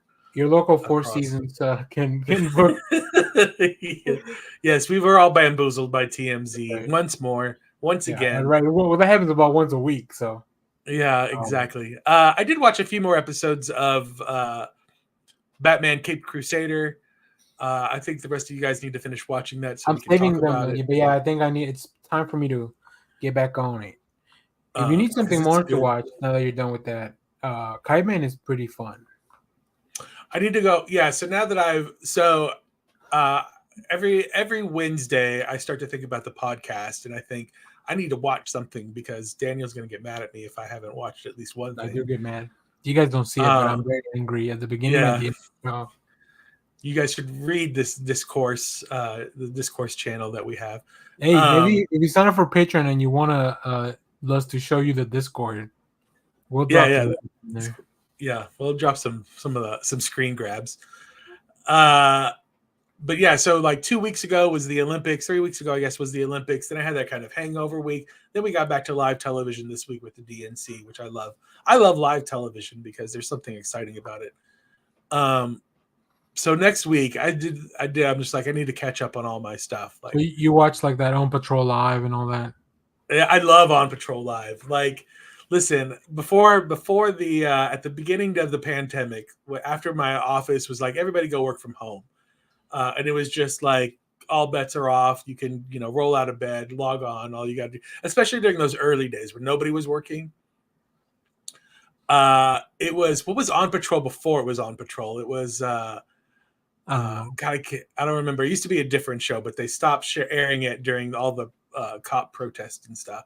But like I was glued to my television, just out of my head on the wacky tobacco, watching these cop shows because they were so fun, and they got to be so prolific at the time because everybody was sitting at home. Like I remember there'd be stories about people like finding out that On Patrol was in the neighborhood or whatever, and they'd go and like try to get on camera, and they'd be like, I'm on the show or whatever. That's one of the shows you don't want to be like a part of. I think like there's only bad things are happening if you end up on Patrol Live. I loved it on My Name is Earl when they say my cop show is on tonight. My cops. Yeah. Okay. Well, then before we get into comics, Clay, why don't you talk about? I think you got a couple of shows there. Yeah, I watched The Mayor of Kingstown, the Jeremy Renner show on Paramount. Yeah, just watched the first season. it's wild because it goes in such, it like will have cinematic moments, it has pulp action moments, it has all these different things. At time they work together, and at times they don't. And so it's interesting because really this guy is this Jeremy Renner character is a fixer, and he's kind of the go-between for all the different gangs that are inside this prison. It's more easily stated that he's like, if someone's going to die, this guy's going to know about it. He's kind of one of those guys in the know. And it has elements of like 24 in it that it feels like, but it's like sometimes the dialogue is really shit. Sometimes there's this one woman who's just dragged through the first season. And anytime she has scenes with Jeremy Renner, she's like fully together mentally after she's been mentally wrecked. And it's like weird it's weird watching her go through the shit and then come out like she's okay, because she can have these full conversations with Renner and everything. They have great speeches. They have these like, really kind of like he's an anti-hero type moment. He's doing it for the right thing and not for money. I don't know. I'm really conflicted about this show. I wasn't sure I could watch any more of it, but Mark loves it and swears by it. So it's like, well, I'll check out the first season. I'm kind of tempted to see how season 2 goes. You should check out Tulsa King. Tulsa King. Yeah, I've heard that that's pretty good. So I'm curious about that. And I've seen some interesting casting in that too. Stallone in Oklahoma. It was so prolific, and I guess they're behind on schedule. I mean, they're behind on programming that they were airing it on CBS. So that tells you that they at least believe it's quality enough for summer programming.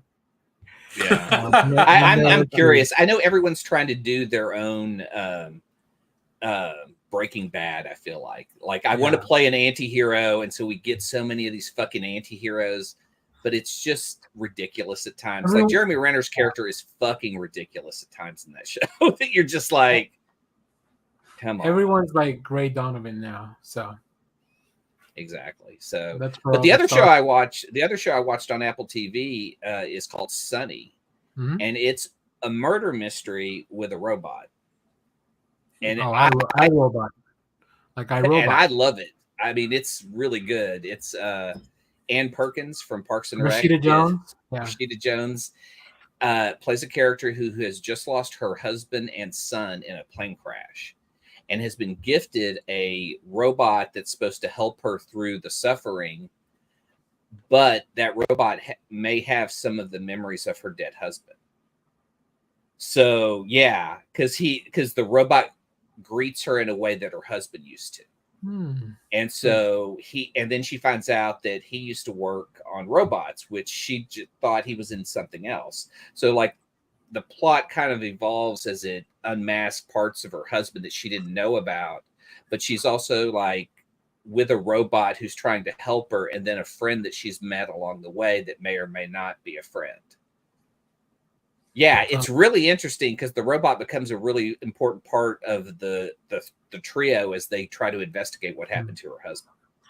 I heard her. She went on as a guest with Smartless with Jason Bateman and Will. What's his name? Arnett. Will Arnett and Sean Hayes. But they rarely talk about whatever they're there to promote because that podcast is so off the chain that I didn't really get the tone of what it was supposed to be. I didn't even know it was a murder mystery.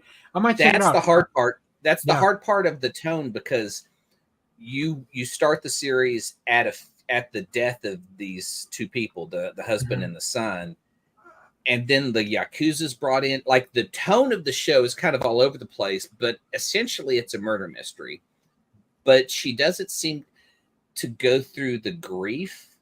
Like there are moments where you see her just sobbing uncontrollably about her son, but I don't think she really loved her husband. There's a weird element in her acting that shows that she cared more about this kid than her husband at all. Like she really doesn't seem to have this suffering because her mother-in-law is there and she's kind of grieving. And I'm very curious. because the technology in this is like 20 minutes in the future. You've got robots that are full AI that can help you go through the grieving process. Phones that are pretty similar to ours, but even more basic. Like the technology is definitely futuristic, but it's seen in such a normal way. It's very strange. I mean, it is in Japan, so they could already have this stuff over there. I don't know. Very true. Yeah. The shots are beautiful, but again, like the tone may be all over the place. But it's not funny at all, is it? It's like not a comedy. I guess it's no Angie Tribeca, is it? Yeah, no like, Angie Tribeca. Anything like Tribeca? Yeah. I mean, there are funny moments because I mean you're dealing with a robot that's just there to grieve, and so it has like weird things, but then you get attached to the robot too. So okay, so it's one of those. Okay, that's kind of she's a funny actress, so I was just like, yeah, but that's the interesting part is like seeing her do comedy for so long, and like to me in Parks and Rec, she's kind of the straight man for most of everyone in that cast. Yeah. In here, she's just very like. Looks like either she's trying to keep it together or it's just very like I'm not going over the top because this person's suffering. But it's just weird to see that she doesn't feel for her husband, the loss of her husband. I mean, she did that movie, that Sofia Coppola movie too for Apple with Bill Murray. So like she's got more dramatic roles. Yeah, if you have Apple TV, if you're watching this, you should check that out. I forget what it's called, but it's a Sofia Coppola movie. Which I think it was very well received. It seemed too serious. Like, I think some of Bill Murray's work is very serious nowadays, and I'm like, I like funny Bill Murray. So, okay, was that it, Clay, for now? Well, at least it's watching. On the Rocks is the film you're talking about. On the Rocks. There you go. Yep. So okay, Jeff, let me throw it back to you for comics, and then we'll all do comics, and then we'll get the heck out of here. Okay, so we got Daredevil. Woman Without Fear #2. This is, you know what, I didn't even put it together that we have the new Daredevil versus the new Punisher and how often Matt and Frank went head to head. So this is just kind of parodying that. And I'm not familiar with this new Punisher. I don't know if you guys are. You don't read the Joe Garrison mini? It's pretty good. No, I did not. I get the feeling that he's in this issue, he comes off as just like a slightly less lethal Frank Castle who doesn't really understand the footing of the Marvel universe and stuff. So he's just like bad guy, got to kill him kind of thing. And which is really fun because the way this comic ends, Elektra's just like, oh, flipping new Punisher guy. I'm going to beat the crap out of you because you just have like, you're just stumbling through the universe like an idiot. Punisher? Anyway, no, punish you. Punish you. Namor #2, Jason Aaron and Paul Davidson and Alex Lins. I'm enjoying this comic. It's I really like the artwork. Very stylized. The first both one, artists or both are no, I like both artists. I like Alex Lins and I like this other person. Why are there two artists on one book? Because they do flashbacks to young Namor. Yeah. So it works. It's not just fill in. I know that's usually the case. Yeah. And this one artist, which one? The one who's not Alex Lins, Paul Davidson. This issue is not as brutal as the first issue, but you can tell that there's like, some stuff, which I'll get back to because I'm really intrigued by the weird red band stuff when I feel like there's some stuff that should be like, well, I'll just talk about it now. Wolverine #1. Getting a red band, baby. When I read just show us the violence. So I didn't know this had a red band version of it because I just went and picked up just the normal shelf copy. And going through it, I was like, this is pretty violent for a Marvel comic. Marvel comics usually aren't like, they're kind of thought of as, I don't know, maybe because it's Disney or whatever, but they tend to like pull back from that super violent stuff. Not that and honestly, the red band stuff, like I got all the Blood Hunt red band books. I never thought of them as like, oh, you went all in. Look at all these covers. That's a cool Who did cover. What art? So this is Greg Capullo cover he's doing the interior. So he's back over at Marvel. This is art. This is like, This I don't know feels who this like is. Todd McFarlane, Greg Capullo too. Yeah, like, Early and Greg then Capullo.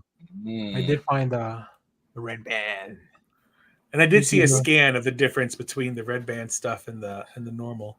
It's just a I'll little probably bit do a more. video comparing the two. Hopefully, if I have the Mhm. time this weekend. So stay tuned for that. This is great though. An Elseworlds comic, really violent. You get to see obviously an Elseworlds comic because a bunch of people die. A whole bunch of people die. Yeah. Look at that. Oh shit. Yeah. I love it. I Oh love it. shit. That's awesome, Paige. Titans 14, also really good. Raven has been taken over by her dark personality, and the rest of the Titans. That's the one Tom Taylor book that I have no interest in reading. It's weird. Really? Yeah, I don't know. I checked out the first one. I was like, I don't know. These Titans seem so sad that I don't know if I want to read them. Maybe I'll go back and revisit it once it's all done. Maybe I it's don't know. secretly Tom King writing it. Oh, maybe. You just hate early Titans. Superman 17. I'm loving this tie-in. This is a great tie-in. Oh, that's a great cover too. I like that cover. The Resistance variant. I like it when Superman is paired with people that he's not normally paired with. In this case, is Zatanna. Especially when it comes to magic stuff. Yeah, We especially do when like it comes a to magic Zatanna stuff. here. Yeah, and I love Jamal Campbell's artwork. Like I wish he would get more stuff. He's great. He's fantastic. Yeah, this is just a really fun. I enjoy the landscape of Superman right now. Lex Luthor has amnesia. Like they've really increased the Superman family, and they haven't had a lot of chance to play around with it. This is Ultimate Spider-Man number 8. Chef's Kiss. Yes, we get the first introduction to this version, Sinister Six, which I think is great. This is a lot more character work. You get to see a lot of character work between J. Jonah Jameson and Ben. It's an interesting roster of the Sinister Six, too. Yeah, that's true. And they get cool redesigns. I think Chichetto's redesigns are cool. Like, just he's a great artist. So yeah, and you also have the Damocles sword of like, oh, the Maker's coming back in a few months. Remember that? Yeah. And I do like. There's like a interaction between Tony Stark, little kid Iron Man, Peter Parker, and Harry. And Tony Stark is like, I don't know anything about you, Harry. Like he's kind of like Harry's like, how important am I? Because they're all finding out that they were supposed to be these super important people in this world that has been turned on its head. And Tony Stark's like, I don't know anything about you, Harry. Like I just know you're like, which is gonna go badly. Yeah. This is Wonder Woman number 12, another absolute power tie-in, and I love this book. This is Damian and Wonder Woman torturing or trying to get out information out of Captain Boomerang, and so they go back and forth on how to best extract the information. You would probably love this issue, actually. Yeah. So I got the Resistance variant and the swimsuit variant. Oh, wow. Who did that swimsuit art cover? Guillaume March. Oh, Guillaume March. He draws beautiful bodies. I'll just say that. But both stories has another Trinity backup story in it, also by Tom King. And maybe even better than the front story. I don't know. It's hard to tell. They're kind of tied. Wow. One gets a lot of play in this comic. Yeah. So the first issue is the first part of this. The first story is Wonder Woman and Damian going back and forth on how to get information about Captain Boomerang. It's super funny because they have completely different styles. And then the second part is John, Damian, and Wonder Woman's daughter Trinity basically on a space road trip together, driving each other nuts as siblings do, as they're trying to stop world insurrection from whatever. But it's just the way that he writes the three of them together. Gosh. Black Cloak is back with Black Cloak number 7 by Kelly Thompson and Meredith McLaren. This is like a fantasy CSI. Yeah. I read that in trade, so I don't have a copy with me, but I am reading it. Well, I didn't read that one, but I do. I've read 1 through 6. The first part, yeah. Nightwing 117. Bruce Wayne as Nightwing is fantastic. I love how like Bruno Redondo draws this hulking Nightwing in a costume. Why is he so Nightwing? funny. Because So Nightwing is afraid to jump from buildings.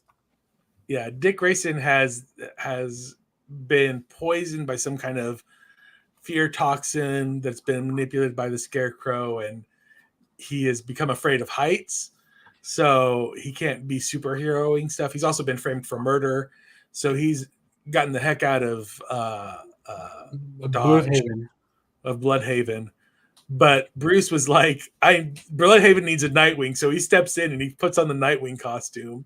He's so big, though. He's a thick boy. He's so big. I love that Funny. Nightwing goes to his teacher, who is Deadman, because when he was alive, he's the one that showed him how to do acrobatics too in the circus. Yeah. So he goes back to Boston, Deadman when he was Boston Brand. Boston Brand. When Yeah, it's Boston yeah. Brand. It's so good. Like this is my favorite Tom Taylor book. Really? That sounds like This cool is story. a great week for DC. Yeah, I love it when DC is like, look, all these guys are friends. They all know each other. Like they're all pals. Like this is Destro number 3. I saw that Danny put a thing on the channel, a review on the channel for it. Yeah, I actually don't know who this new character is. I'm sure I she's, don't either. You heard of the Chameleon on G.I. Joe? Clay? That's probably a Kyle question. I mean, isn't that just what Zartan is? This is Zartan, that's what I would the have master thought, of disguise. Okay, well, the Chameleon in this one appears to be female, so I don't know. I think we've got a Zartan in other comics. Or Yeah, we've had mentions of Zartan. World's Finest 30. Also a fun comic, kind of a one and done, one-off kind of Superman and Batman help Wonder Woman solve a mystery on Themyscira in their early career. It's their first meeting together, their first work together, supposedly. Yeah. Really good. And but great and you have what's his name? Gleb Melnikov, who draws like these very similar to Ed McGuinness. Like these characters are like everybody's really beefy. So like when you go to an island full of Amazons and they're all like really sturdy looking, it's really good. And then they take Robin alongside, so it's like Robin is like an island full of Amazons. That sounds cool. So he's very excited. It's a young Dick Grayson. And then finally, my Jenny Sparks #1 by Tom King. It was a big week for Toms in comics. How are they retconning Jenny Sparks to be alive? Because she was supposed to be the spirit of the 20th century. They haven't explained it yet. Here. Yeah. I mean, because she's 124 years old in this one. This is also a Black Label, so it's also out of continuity. Yeah. Okay. So it just, but it is Wildstorm, so like, who knows what the continuity is then? It doesn't matter anymore. Yeah, and I really like what because it's I give it a little bit of leeway because if it's out of continuity, but I do like what they've done with Captain Atom. Like kind of changed up his origin and made him a little crazy, but it makes sense the way they do it. Yeah. In my review, Captain Atom, Dr. Manhattan is the Captain Atom analog, right? Because they didn't let him use the original character. They didn't let Alan Moore use the characters that he wanted to use. Right. So interestingly enough, in this one, they make Captain Atom a little more like Dr. Manhattan when it comes to his powers. They're different because he keeps changing suit. Like,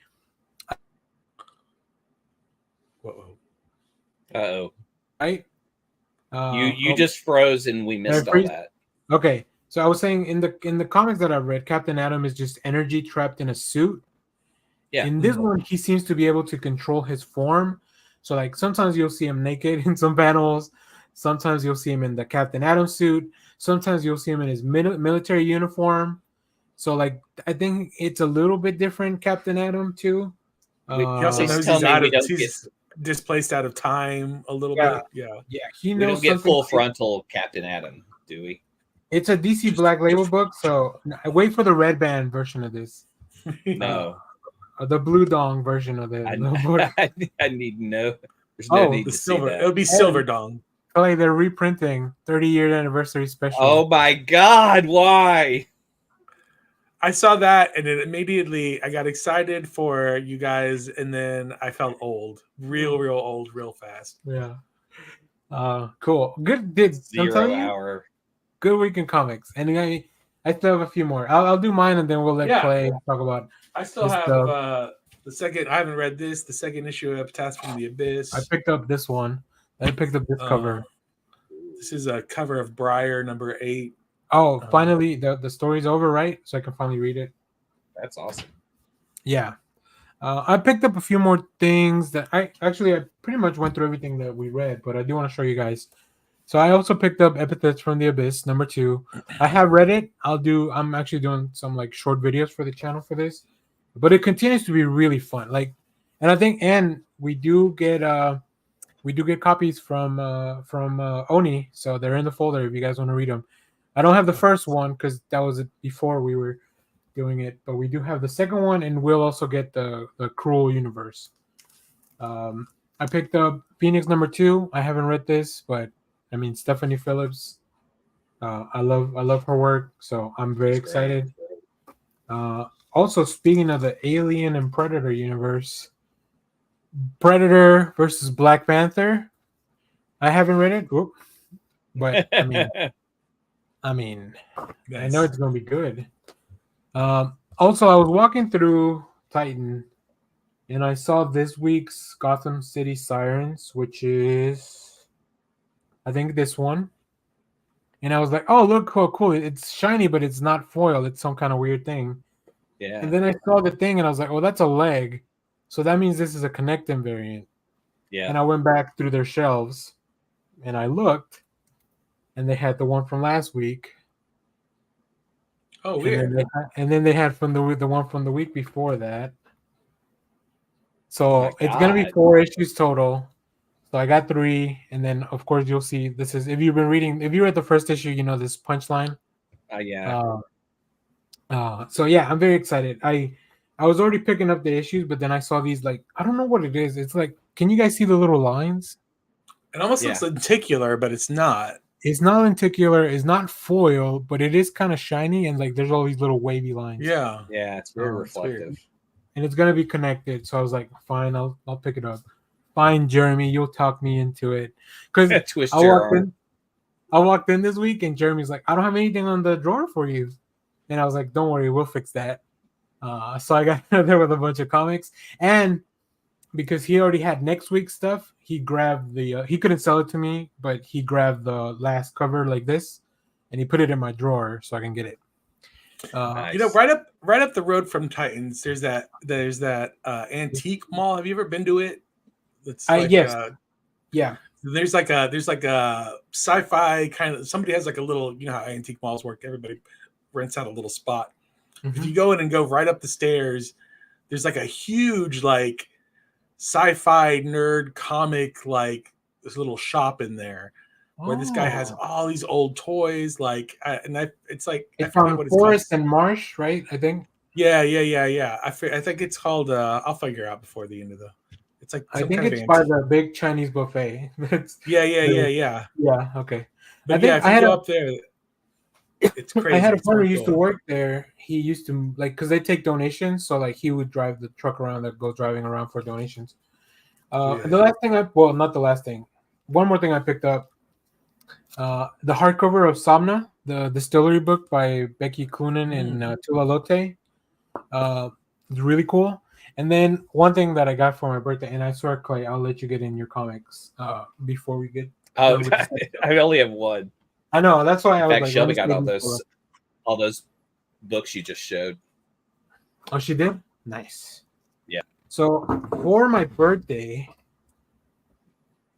so this is the box that it came in. I don't know if you guys can see how big this box is compared to So you could probably imagine, this is something we talked about. Is this the year one? Is this an artist edition? Oh, wow. Fuck, that's cool. Year one. I'll do a full video. Shit. Yeah, it's good. I can't wait to get into it. I'll do. Just look at how big this is compared to like me That's sitting there. insane. So yeah, I'll do a video probably showing you guys more of this. So because I love those artists. I only have 3 artist edition. I have the Walt Simonson Thor Volume 2. I bought that for my brother, but we keep it here at home because it's gigantic. And I bought the Jim Lee X-Men one when it came out. So this is my 3rd one, but this is the one I probably wanted the most. I wanted the Frank Miller Daredevil one, but I didn't find it right away, so it's probably pretty expensive now. How much was this one? If you don't mind me asking. This one, at MSRP is $150. Okay, so that's not bad at all. Yeah, it's really good. But if you go through your shop, maybe they can get it for you for a little less. I asked I bought this at Sanctuary, and they gave me the Sanctuary price. So I ordered they're re-releasing the DC Style Guide in a bit. Oh yeah. I ordered one of those. That's my big book purchase to myself. Cool. Very nice. Very nice. All right, Clay. Now that we've talked about all the comics from this week, why don't you tell us about a great comic that you read?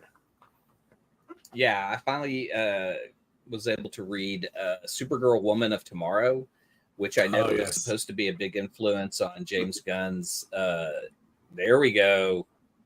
Fantastic art. First of all, I mean, it's just so the whole story takes place in space on different planets. And it's an incredible way to introduce Supergirl at this point, but she seems a little older, and she's attached to this girl who is seeking vengeance for the death of her father, and so she goes to hire help, and Supergirl is helping her through the story. This is True Grit. Yeah, and while this is going on, the girl is describing the story and explaining Supergirl and how she is and everything. So it's this incredible introduction through an alien. And it's just, it's really, really good. It's an incredible new way to show who this person is through different means by using this quest and different scenarios that she's put in to say who this Supergirl is. And it's really, really good. Like, I really enjoy just like you can read it with and without the narration as the girl's describing everything that's going on. You can just look at the panels and as Supergirl is reacting to things, it's just simple and concise, and the panels play it out really well. So it's paced really well. So good. Yeah. I mean, I highly recommend this book. This is a space opera I would say it feels like a combination of Conan D&D, yeah. It feels like a combination of Conan and Flash Gordon to me a little bit, but with Supergirl in the middle. Yeah. Well, like I said, it's like if you go back and watch True Grit, either one of them, like it's basically, but especially just because it's fresher in my mind, the one with what's her name, Hawkeye, Haley Steinfeld. Haley Steinfeld. Steinfeld.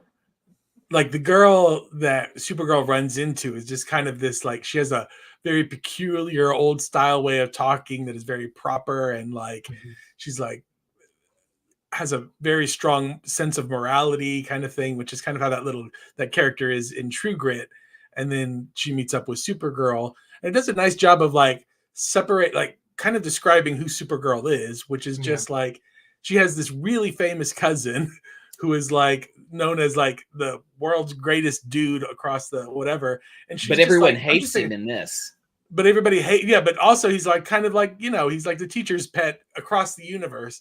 So if you're a ne'er-do-well or whatever, you're just like, fuck that guy. Yeah. And if you're the cousin of that guy and you're kind of just a girl, like Supergirl is not she's not evil or whatever, but she doesn't have that through moral Kansas upbringing because she's Kryptonian, for most of her life. So she's just kind of like, I'm just living life, like I just, whatever. Like I know right from wrong, but she was sent to Earth with a different purpose and like she was supposed to take care of Cal. She showed up later when he was already an adult. That's the origin I always have in my mind of who Supergirl is. And this takes that idea and just throws it out the window and says, this is Supergirl. And they don't really tell you her age. She just seems a lot older and wiser, and is on this adventure in space to track the sky down. And drunker. Yeah, see, I think of her as this is like post-college Kara, like she's kind of feeling out her oats kind of thing. And she is and Kara is also weird because she occupies kind of the same space as Power Girl does. Yeah. And so they both kind of come across as like Superman's like angry cousin, you know? But I think it really this really cements like how Supergirl fits in. Like it kind of, because and it made me think about the Kryptonian life of like, you know, they were going to send her through space in hopes of raising Cal, who should have been a baby when she arrived to Earth. So she has this purpose in life that was driven by her people, and now it's like she doesn't have her people, she doesn't have that purpose. But who is Supergirl? And this story really kind of explains that in a good way. Yeah. I imagine Supergirl is like, just think of like wherever the rich kids lived in your neighborhood growing up, like the ones that went to the fancy high school. Like if you just pluck a teenager out of that one and just be like, you need to go watch your cousin on a distant planet, like that kind of thing. Like she's just totally separate. I love the way they introduced her, and I'm curious if this is the way that Gunn wants to introduce her into the DCU. I can see Millie Alcock being like the character kind of like this, where it's more like she doesn't know, she's kind of looking for her place in the world. Yeah, because I mean, also she has to kind of live up to the name, because all these people that hate Cal, you know, were bad guys. And I really can we spoil the ending to this book? Can we talk about the ending? It's been around long enough, I think. Yeah. So do you guys feel that she was just or unjust in what she did at the end? Man, I don't know. I think that's kind of the point of the book, that you don't know. Because Superman would have stopped any killing. But they go through the story, find the bad guy, put him through a lifetime of, I guess, him retribution. I'm not sure I'm using that correctly, but just of trying to redeem his soul. And when he gets to the point where he's truly redeemed, he offers apology. She straight up murders that dude. and Supergirl just stands there. So that again tells more about her character, that she would just let this happen, because that was really their story. I feel like she felt like, okay, well, he's redeemed, so he understands why he should die now. Does that make sense? Yeah. Because he's begging for forgiveness, and he really knows what that suffering did to her, and it's doing to him. So it's kind of interesting to see that Supergirl just lets her straight up murder him. And it's just like, you know, well, you got what's coming to you, plus the emotional torture of having to go through that and realize you were in the wrong. Yeah, I think it's a good way to kind of close out the revenge loop too, without being too direct with Kara's involvement. But I don't know. Yeah, I don't know. Yeah, it's interesting though. I mean, you know, I think Tom King does a good job of presenting a situation that's like, ooh, yeah. So, if you want to read something a little more lighthearted, but still about a super family member trying to find their place in the world, you can read Kenny Porter's Superboy, the Man of Tomorrow, where he also leaves Earth to try to find out his own place in the world or in the galaxy or whatever.